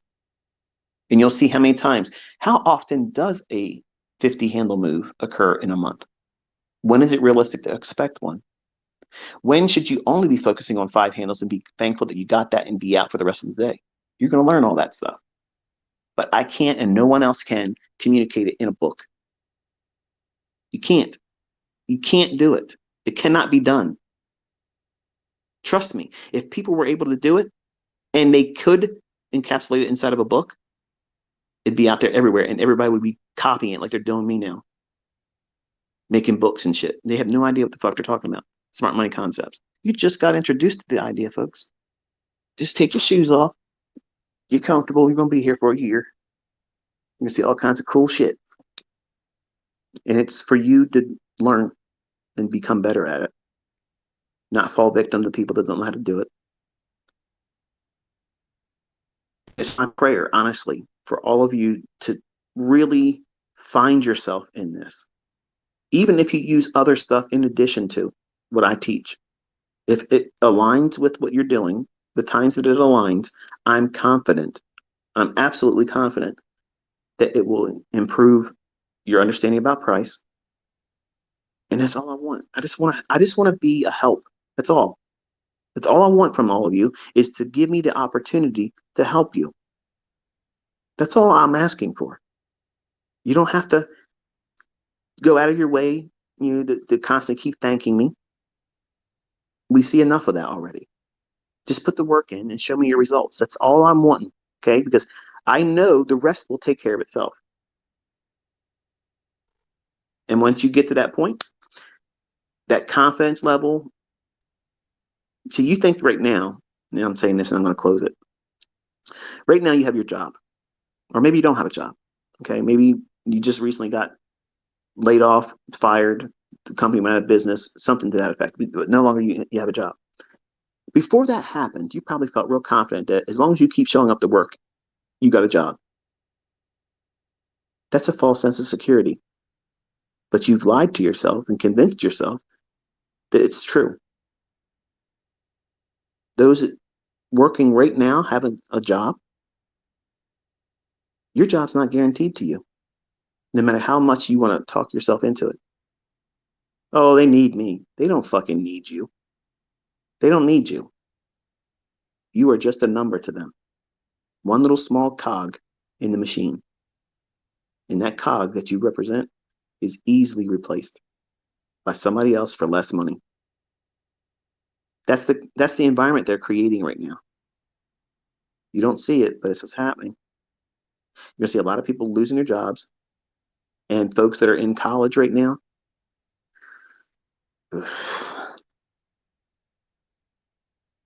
You're going through school, working very diligently, I'm sure, studying and trying to carve out a certificate.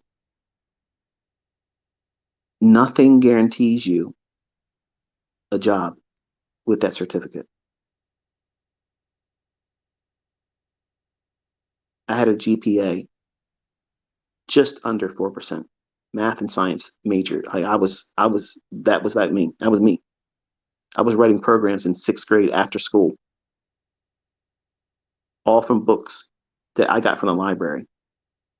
I wanted to be a video game maker. That was my aspirations as a little boy in Middle River School in sixth grade.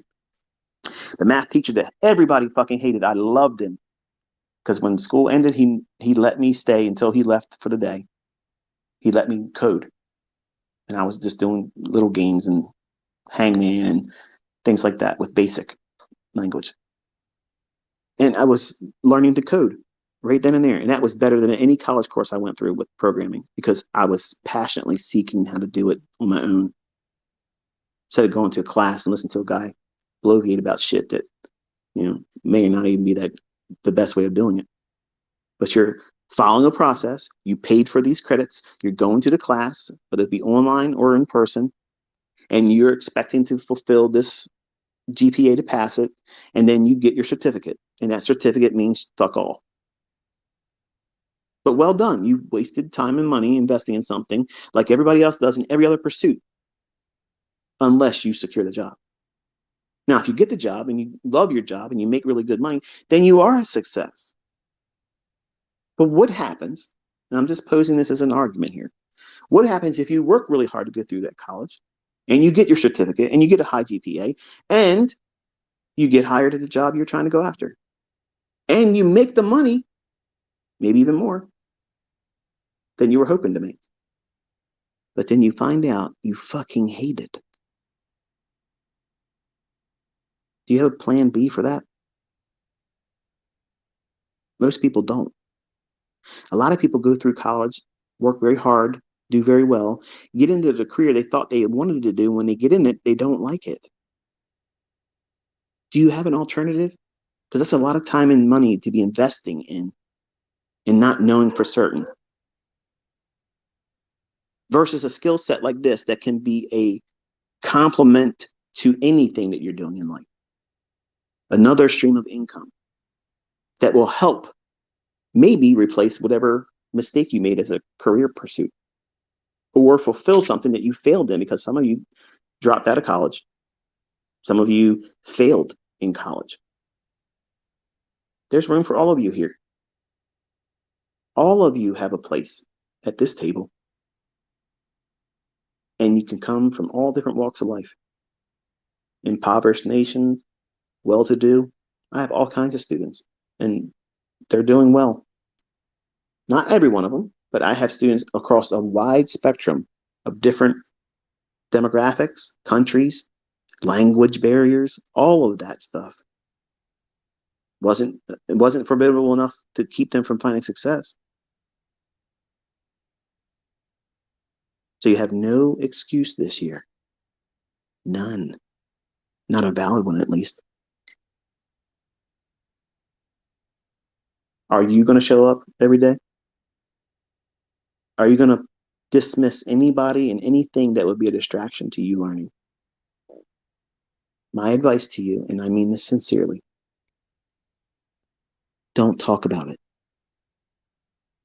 Okay? This is Fight Club. You ever seen the movie Fight Club? First rule of Fight Club: we don't talk about Fight Club. That's the first rule. That means you can't hear someone else's asinine opinion about what you're doing and learning unless you invite them in the conversation. They're not going to tell you what you want to hear. They have no idea what the fuck you're doing. And if you try to explain to them, they're not going to understand. They're going to think you're fucking crazy. First rule of Fight Club: we don't talk about Fight Club. That means your friends at work, you work with them. That's it. You don't make them partners in your endeavor on learning how to trade. You're not taking them out of that fucking job when you start making money, right? So why the fuck are you bringing them along right now? You want them to feel like you're getting ready to make some changes, man. You're making some fucking waves, and you're riding that motherfucker out on your surfboard and leaving them behind. And you want them to know about it before it even starts. Don't. When they come to work and you ain't there no more, then they'll know. Send them a fucking card 3 weeks later. I'm on the beach Fuck off. See you.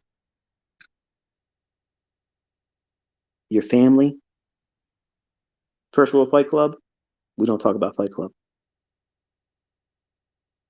because they're not going to tell you what you want to hear. They're only going to tell you their fears and reasons why they wouldn't do it. So why the fuck are you going to invite them in the conversation? They won't understand what you're doing. You barely do. So why are you allowing anybody else outside of what you're trying to learn to influence you? Because they're going to influence you. Why? Because you love them. That's normal. I did the same thing. And not one of my family members, not fucking one of them, said, you know what, Michael, you fucking deserve that shit. If anybody's going to do it, boy, you are going to do it. You're going to fucking be the trailblazer. You're the fucking one. Not one of them even gave me a fucking encouragement. Oh, like, I hope you do well. All of them said, yeah, right. You're going to be just like the rest of us. The rest of us. The rest of us, motherfuckers, you retired. We're still working in retirement right now. I've been retired.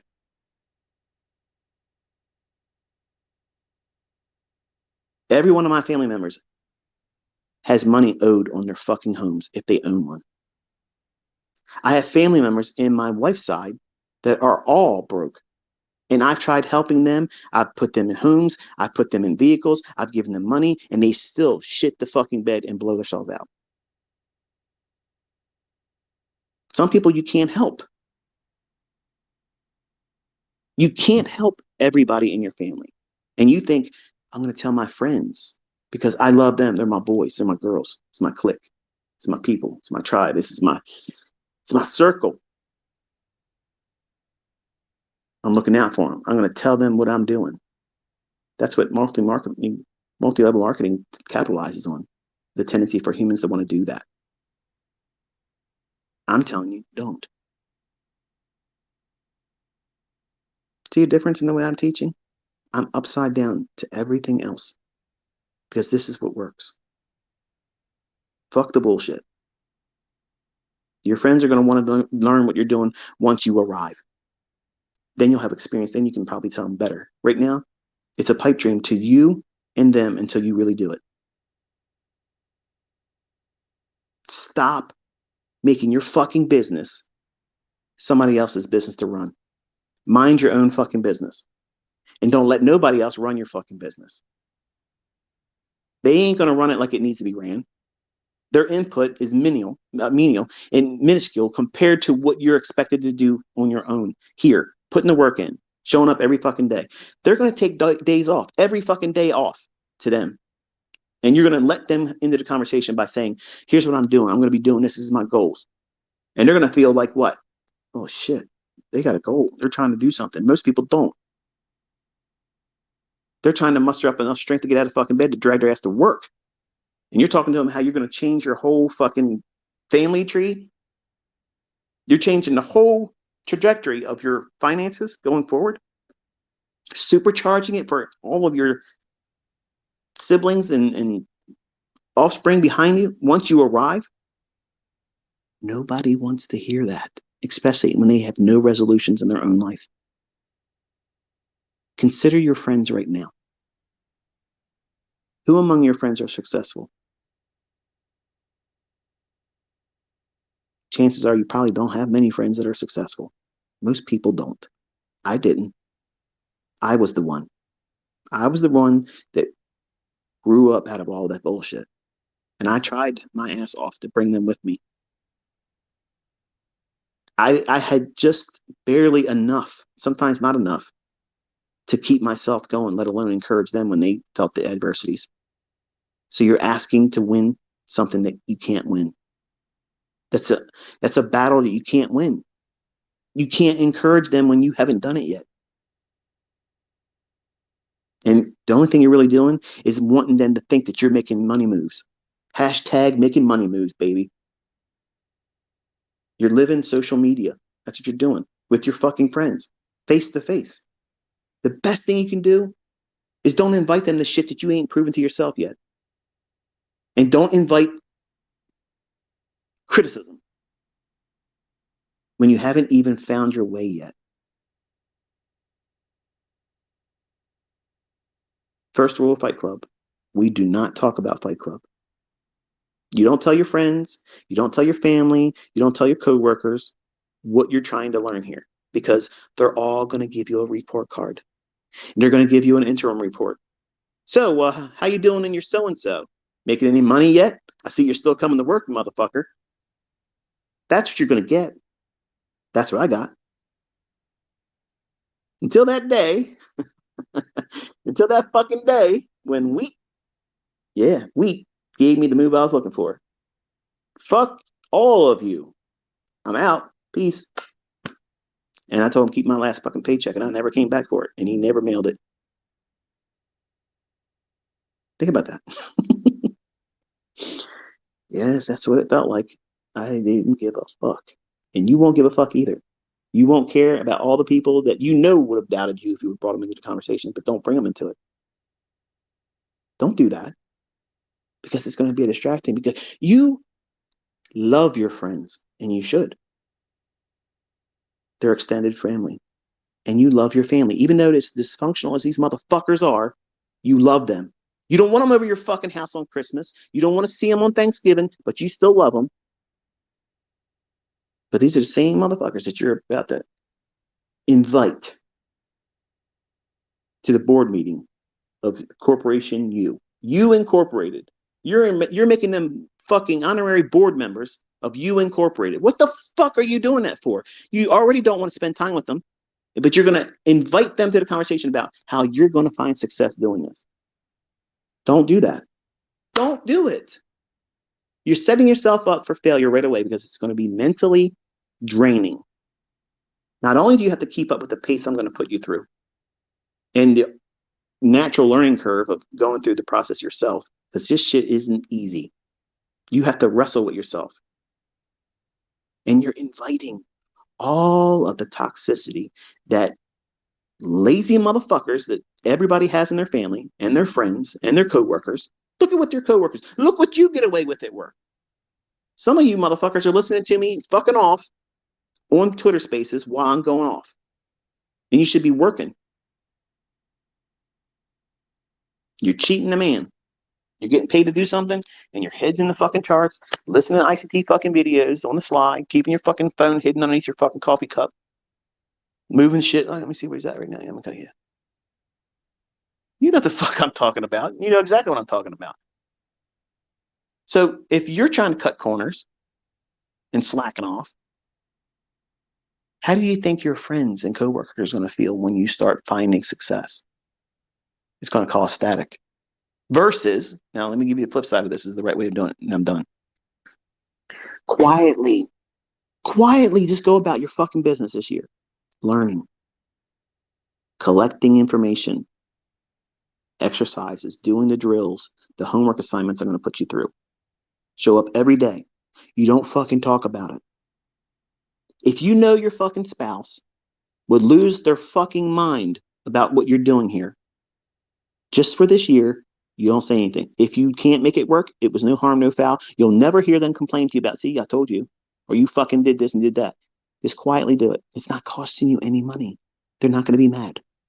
But they will be mad if they think that you have emotionally and psychologically committed to something, and then you can't find success with it. They're going to constantly find a way to constantly bring that shit up in your face all the time. Remember that one time when you thought that guy on the internet, that fucking scammer, he said he was going to do this, do that, and all of a sudden, what happened? Nothing. You're still fucking working, you fucking failure. They're going to throw it up in your face. Maybe not to that degree, but it'll happen. It'll come up when you don't want it to. The best thing you can happen, best thing you can do is just go through the process of learning how to do this quietly. Keep it personal. Your business is your business. You're at the helm. Don't make no waves. Don't be no waves. No static unless you make it. And how you get static? You got to rub up against something. Friends and neighbors, co-workers. Keep this part away from everybody. Guard it. It's a seed right now. A small little seed. You can choke that seed. You don't want that to happen. Let it germinate. Let it do what it needs. Let it take some roots. And then when that bitch starts growing and producing fruit, you ain't going to need to talk about it. They're going to see it. You're going to be doing shit differently. And when they find it in their heart to ask you, hey, what are you doing differently? There's something peculiar about the way you're living your life now. What was the changes that made you do what you're doing here? You look like you're finding success. And what the fuck's going on? You stopped coming to work, man. Where you been? Then guess what? You're equipped to talk about it. And you have been there. And you can say, yeah, this is the way I learned it. And this is what the guy said I should have done. And he was right. And the other people that aren't going to listen to this, they want their girlfriends to be a part of it. Mm-mm. Nope. A divided mind. Nope. Can't have it. Because you're all going to do things differently. You're going to see a buy, they're going to see a sell. Wait a minute, what makes you? And you're going to get animosity, like it was with my uncle when I tried to teach him what I was learning. I'm not sure if you heard that. That's my oldest son in the house. He's playing Xbox Live. He must have killed somebody. The point is, keep the focus on you. Do not invite other people to be able to provide you a commentary or give their opinion about why you're doing what you're doing, why it should be done differently, or why it's a waste of time. You taste it yourself. You find your own success, and everything that you would want to share with them, you'll have experience and the receipts to share it.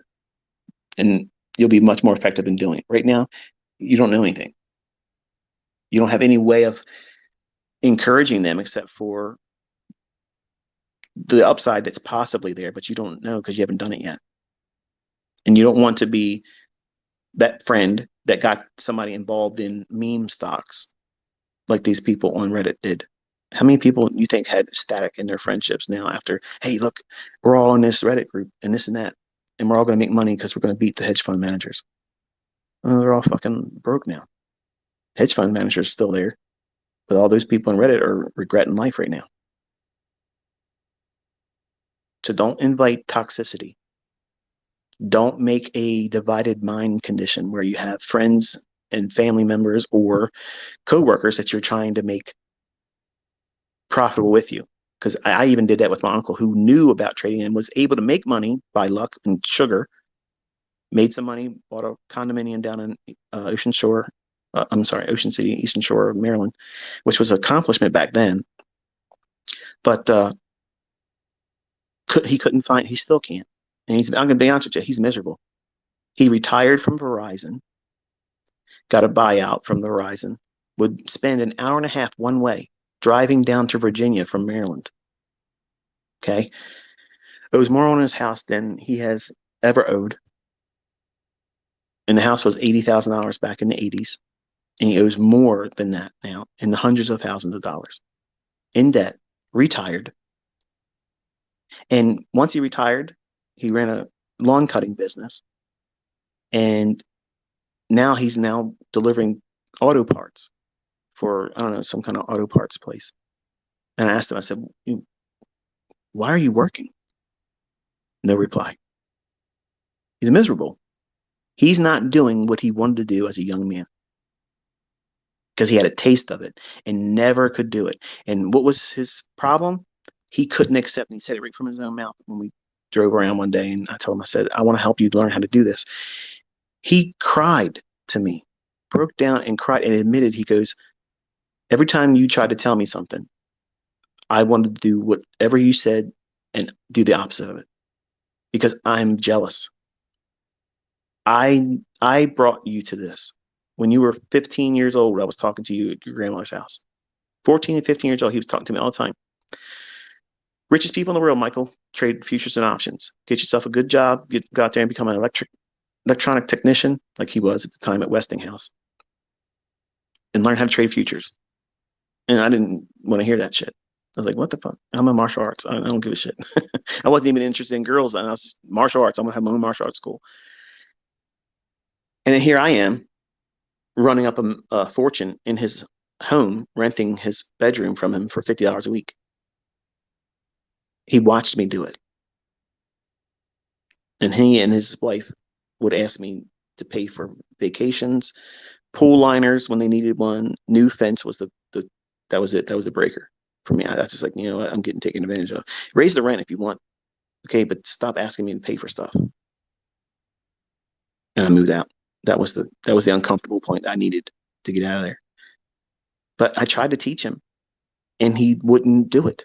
Everything I said, he would do the opposite. And then when I heard him tell me in tears, he goes, I'm jealous because why does God let you do this and not let me?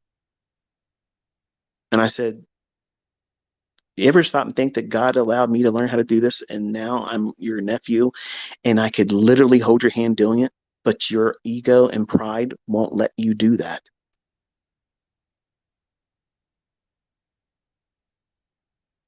Family members and friends aren't easy targets to save and change from their present state. You can't fix them. They want to fix themselves or they won't fix themselves. And my uncle was a perfect description of someone that's in denial. They don't want to learn from someone that knows how to do it because they have personal conflicts that they're wrestling with. Here I am. I'm sitting right there in front of him. I'm telling him, I'm buying this right now, Uncle Stan. Call your broker and do the same order right now. What does he do? He fades it and goes the other fucking direction and then loses his fucking money and he's stomping around the fucking house, throwing shit around the house. And I'm like, what's wrong? You can get the target? Are you still holding it? No, I don't talk about it. And later on, he's pissed off smoking cigarettes and he's not a smoker. I'm like, what the fuck are you smoking cigarettes for? I just started. What? Something's wrong. Something's wrong. You start smoking, you're middle aged, okay? And I'm like, okay, I'm not gonna say nothing. He goes, where'd you get out at in Bonds? Uh, 15 minutes before it close. You went long. I sold short today. I said, what'd you do? Put it in the wrong order? He goes, no, I went short. I know. I know. I don't want to talk about it. Well, apparently you do. You fucking brought it up. Okay, I'm walking away from you. You're bringing it up. And everything he did in his account, he showed it to me. Everything was fading me. Does that sound like someone that is trying to do the right thing or trying to compete with their nephew? It's competition. So friends and family and coworkers are going to do what? It's going to invite that same social media arm wrestling match. I'm better than you. You're better than me. Oh, I hate you. You got more influence over more people than I do. I'm jealous of you. Fuck that. That does not make you money. And you can't fix your friends and family and coworkers. You can't. You don't know what you're doing yet. Once you're able to do it, you can say, hey, this is what I did to do this. And it's going to take a lot of work. There it is. It's easy to do it that way. They're not going to fault you because they see what you're doing now or then when you get to successful level speculation. And it removes any invitation for someone to bring toxicity to what you're doing and distract you. I've already warned you up front. It's going to be painful. It's going to be boring. It's going to be work. It's not going to be easy. You're going to feel like you're second guessing yourself all the time. Feels like you're never going to get it in the beginning. And it's normal. It's all part of this. It's absolutely part of every facet of learning how to do this. Nobody tells you that in their coursework. Nobody tells you in advance. And I told everybody before they join in on mentorship, it's going to be hard. And it would be better for you not to fucking join. The last group, I tried to talk them out of it. Guess what? Some of them realized once they got in, wow, this is a lot more than I thought it was. Yeah. You're competing with yourself. And look how formidable you are when you want shit your way. You're just like me. They name roads after you, one way. And if you're used to doing it your way, and your way is counterintuitive and counterproductive to how I'm telling you the proper way of learning how to do this is, this wrestling match is going to go on a long time before you relinquish your grasp on what you think you should be doing and how you should be learning versus someone that knows how to do it and can do it and is teaching you properly, and stop arm wrestling me. It's a whole lot of mental baggage that you have to contend with when you're brand new. Things that you're going to worry about that aren't really worth worrying about, but they feel like they should be worried about. And the things that you should be focusing on and concerning yourself with, you're not going to want to do it because it feels like there's no benefit in that right now. And that's where people fall victim. Trading, once you know what you're doing and know what you're looking for, is easy. Finding successful, profitable setups is easy, absolutely easy. It's next to impossible in the beginning because you're in the way. You want to be taught this way, this style. You want me to put my videos up by this time of the day. All of that is going to be a conflict internally for you. And you have to adjust and adapt, just like you'll have to do as a speculator. The markets aren't going to deliver a setup every single day like you want it to. You might go in with a bias that's bullish and it gives you a clear reversal. You know, if you try to do what you're trying to do at the beginning of the day, now it's going to result in a loss. Are you going to take the reversal? Some of you will be, nope, I'm never going to do that. And that's going to close my charts. And guess what? That's wisdom. Others are going to be more flexible and say, you know what? This is what I was expecting. It's not there. It's obviously going to go lower. I'm changing gears. I'm adapting. I'm going in there. No problem. Guess what? Does it make you a better trader? This means that you know yourself better than the next person. And others are going to say, fuck you. I'm not going to change my bias. This is the way it is. And if I get stopped out, I'm okay with that. And guess what? That's wisdom. You know yourself. You're not going to be wrecked emotionally and psychologically because you took a loss. You know that chances are you're probably going to lose, but you're going to follow this system and you're going to keep the loss at a minimum. Okay. All three of them are right. All three of them have different results. All three of them are comfortable with the results. See a difference there? Versus it has to be the best outcome all the time or it's unacceptable. That's what new traders like me, when I first started, that's what I thought was realistic, and it's not. Books and teachers and gurus have a tendency, and I am guilty of this too. If you just watch a few of my videos at certain points, it sounds like it's a sugar fest.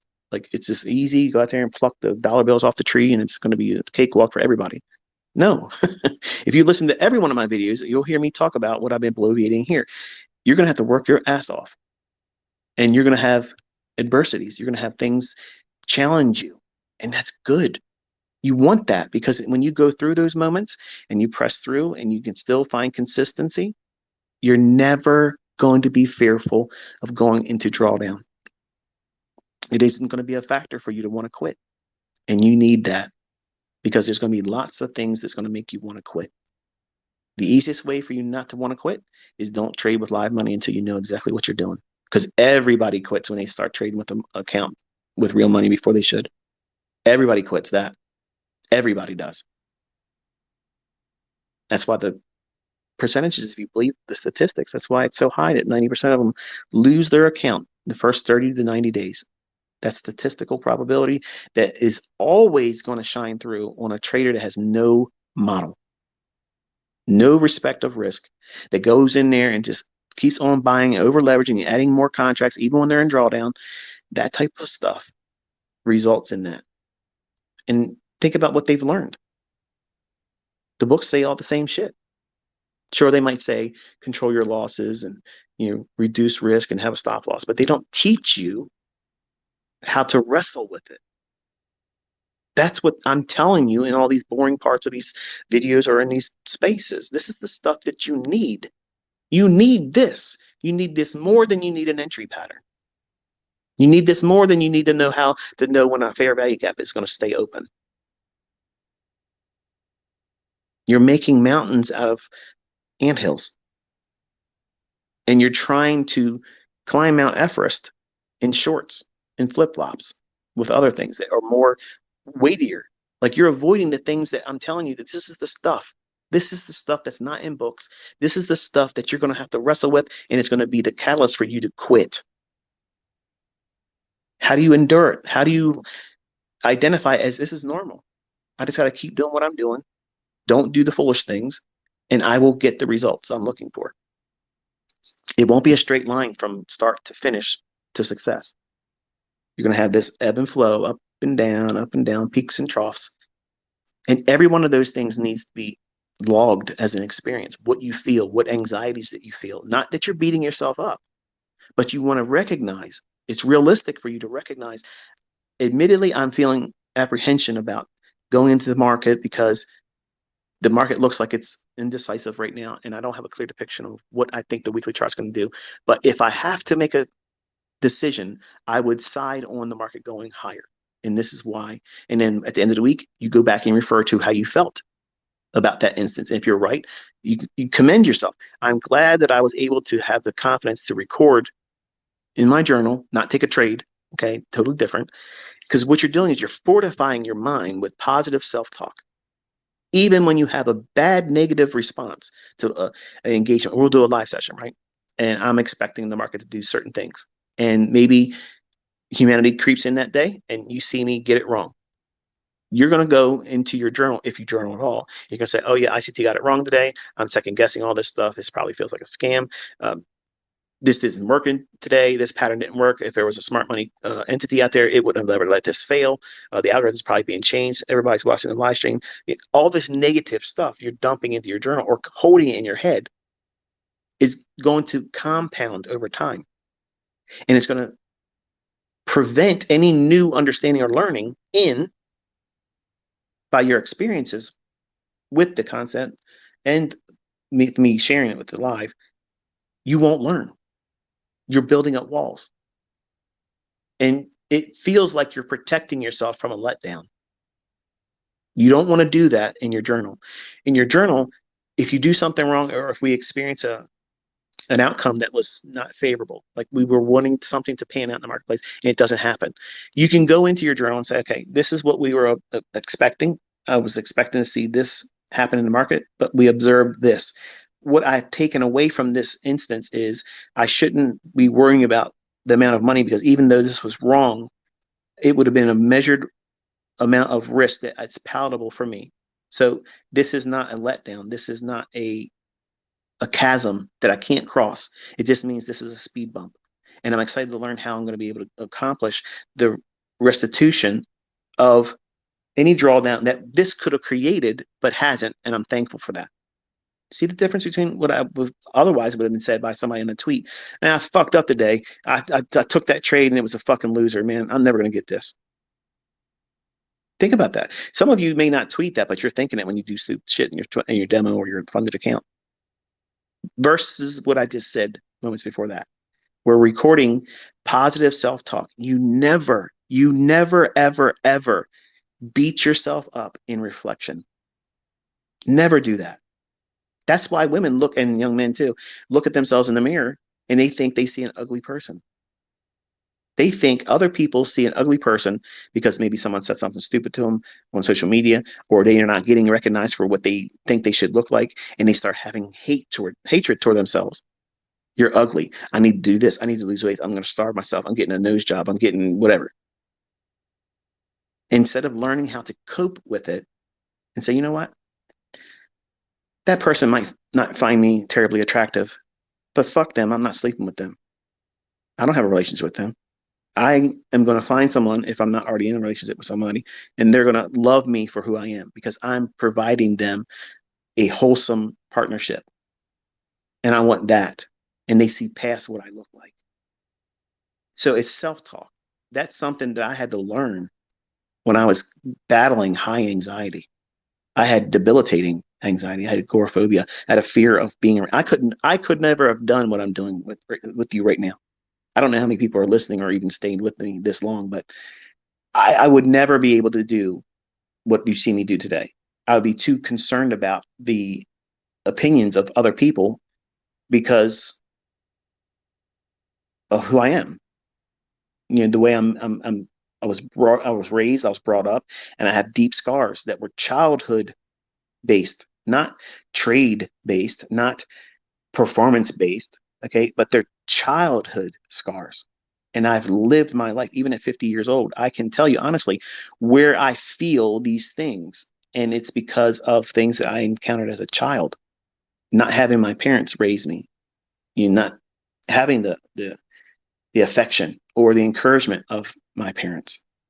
So I teach my kids hard, but they all know I love them. They all know I'm looking for them to do well. And that's when I'm talking to them in these presentations and you feel like I'm talking to you.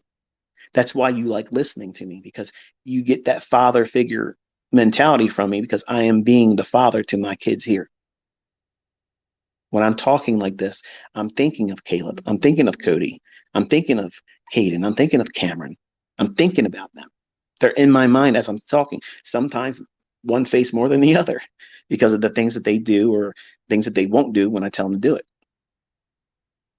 So self-talk is really important, being positive about even a negative experience.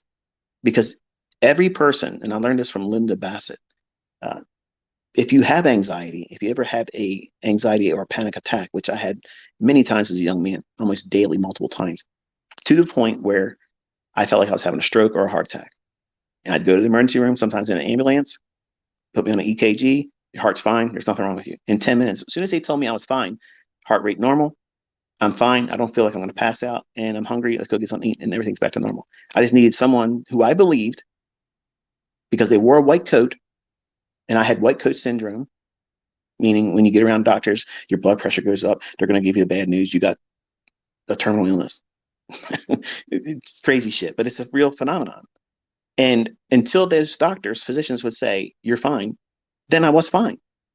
But before I heard them say it, I wasn't fine, high anxiety, 200 beats per minute. That's what my heart's tacking at. And they said, look, if you don't calm down, we have to give you something because your heart will burst. What did that tell me? You're dying of a heart attack. I'm even faster. And my hands are creeping up. My fingers are curling. My wrist is curling. My forearm is curling. My legs are drawing up into my midsection because I blew off all my CO2. And I'm thinking, I'm fucking dying. I'm literally rotting in my flesh right now. That's what's going in my mind. It's revving up. That's what anxiety can do to you. It's madness. It's crazy. And I learned coping skills from Linda Bassett. Attacking Anxiety is a wonderful book. Even if you don't have anxiety, it's a good read because chances are you're going to meet someone or someone that's in your circle of friends and family are going to suffer from anxiety or have a panic attack. And you'll recognize it because you understand from reading that book how to cope with it. And the first coping skill I learned from her is distraction. I would wear my watch, and the first thing is you want to look at your sweep second hand on your watch. You don't want to use a digital.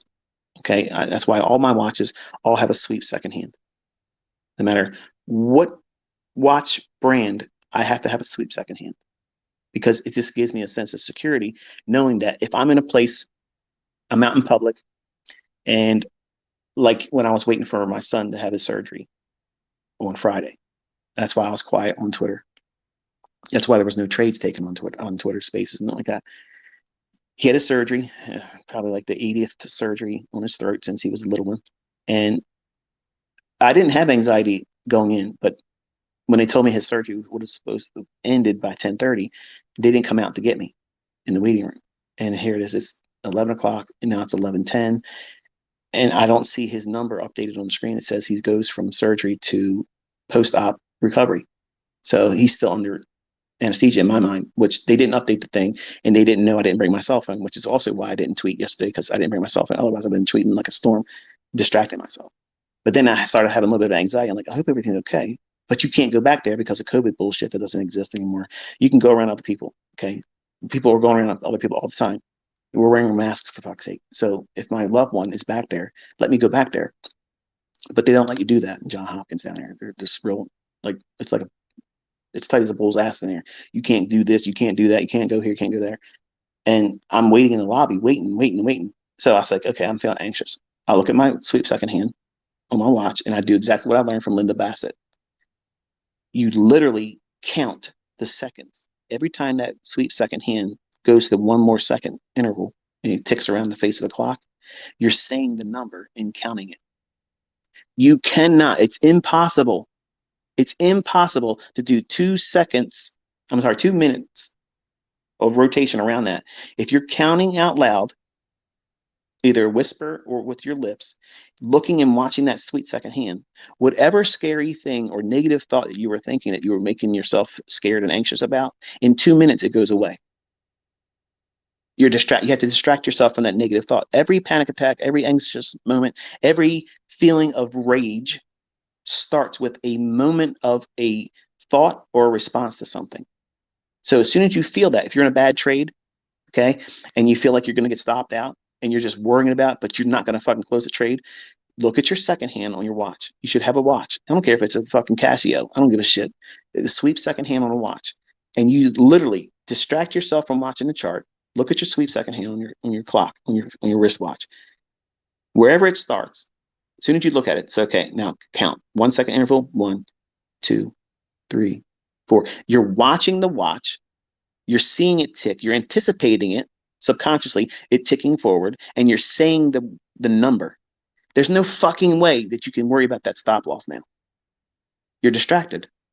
Whatever negative thought, whatever fearful thing that's causing you to be panicked, you're having an anxiety moment. Dismiss yourself if you're at work or if you're around other people. Dismiss yourself. Go to a bathroom, go to a stall, go to outside or whatever. My thing was I had to come home. Whenever I was out in public, I had a public attack of panic and anxiety. My safe spot was home. No matter where I was, I had to go home. When I got home and I still had panic attacks, I found out that my world was shrinking. Then I had to go to my bedroom. And I had to be in this chair, in this bedroom to feel safe. And then when I had anxiety attacks there, I'm like, where the fuck can I go now?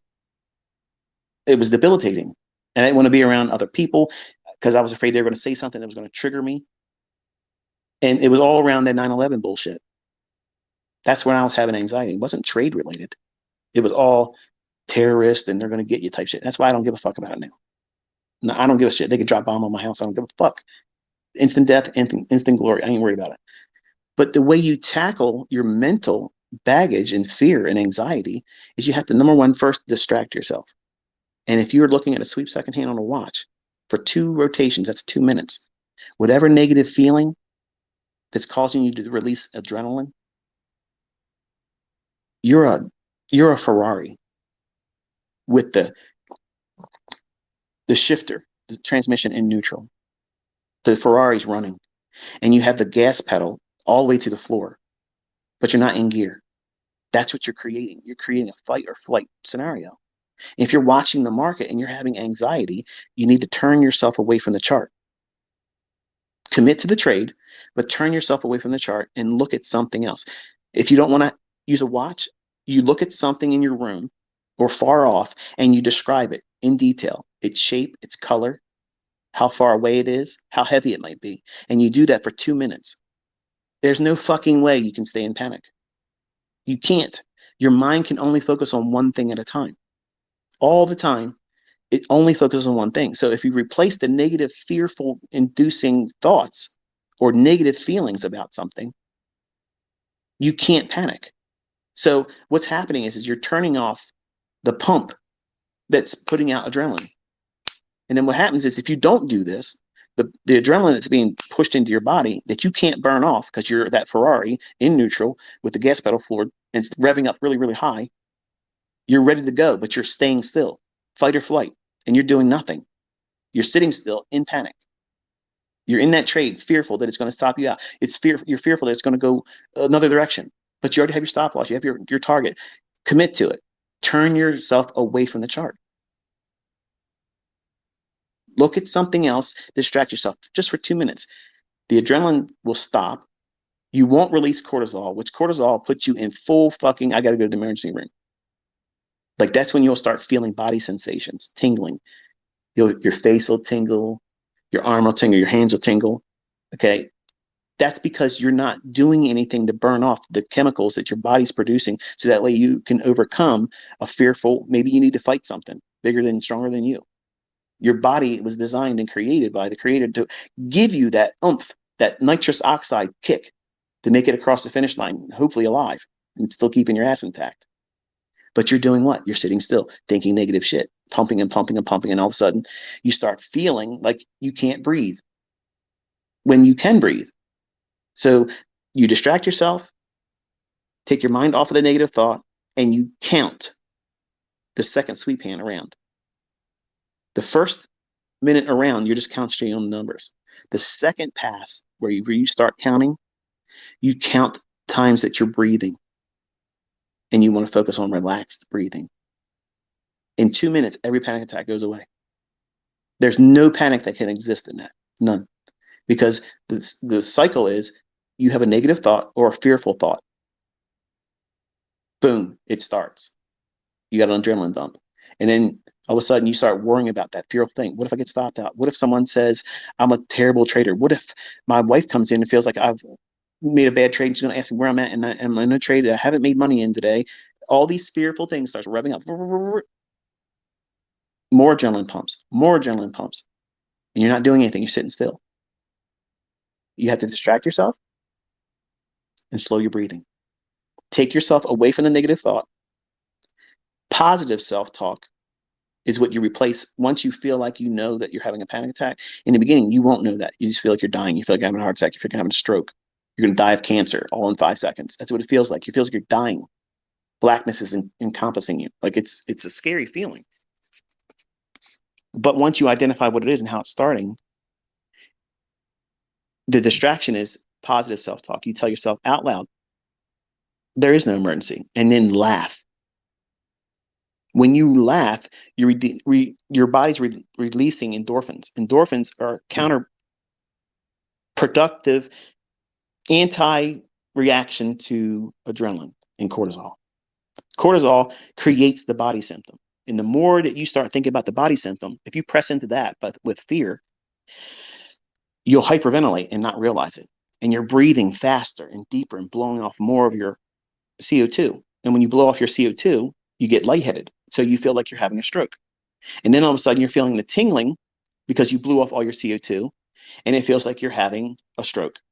Because tingling on your arm, numbness, lightheadedness, you're having a stroke. You're having a heart attack when you're not. You just blew off your CO2. So you have to slow your breathing down, let your blood and oxygen levels regulate again. You distract yourself by reminding yourself there is no emergency and laugh about what it is you're doing. It feels weird. Try to just like, I'm doing this to myself again and there's no emergency, and laugh. As soon as you laugh, your body releases endorphins and that immediately starts counteracting all the negative feelings that you're feeling from adrenaline and cortisol. Those two chemicals in your body while you're doing nothing will create body symptoms. And the body symptoms, unless you replace the negative thought with positive self-talk, talking yourself down, reminding yourself there is no emergency, I am safe where I'm at. Home is where you are, wherever you are. You're in your body. That's home. And I had to teach myself that because I felt like I was only safe in my home. I was only safe in my bedroom. I was only safe in the chair next to my computer where if I wanted to pull up something, I could find out what was going on. That's how bad you can get if you let yourself run without a leash. And in trading, you're going to find scary shit. And it's going to put you in panic inducing situations.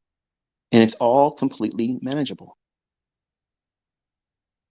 So, not sure who needed to hear that, but it's all real world shit. So, I've talked to you enough this morning. I've been going for a number of hours. And yeah, we're going to close this one now. I think it's time for me to grab some fruit. I'm hungry. So I will touch base with you by the way of a video later on this evening. It'll be a short one, I promise. And we'll touch base with each other on Tuesday. Tomorrow's a holiday, I think. So I'm not going to be doing anything market related there. So we'll resume on Tuesday morning. I'll touch base with you about 8:15 New York local time on Tuesday. Until then, enjoy your Sunday and be safe.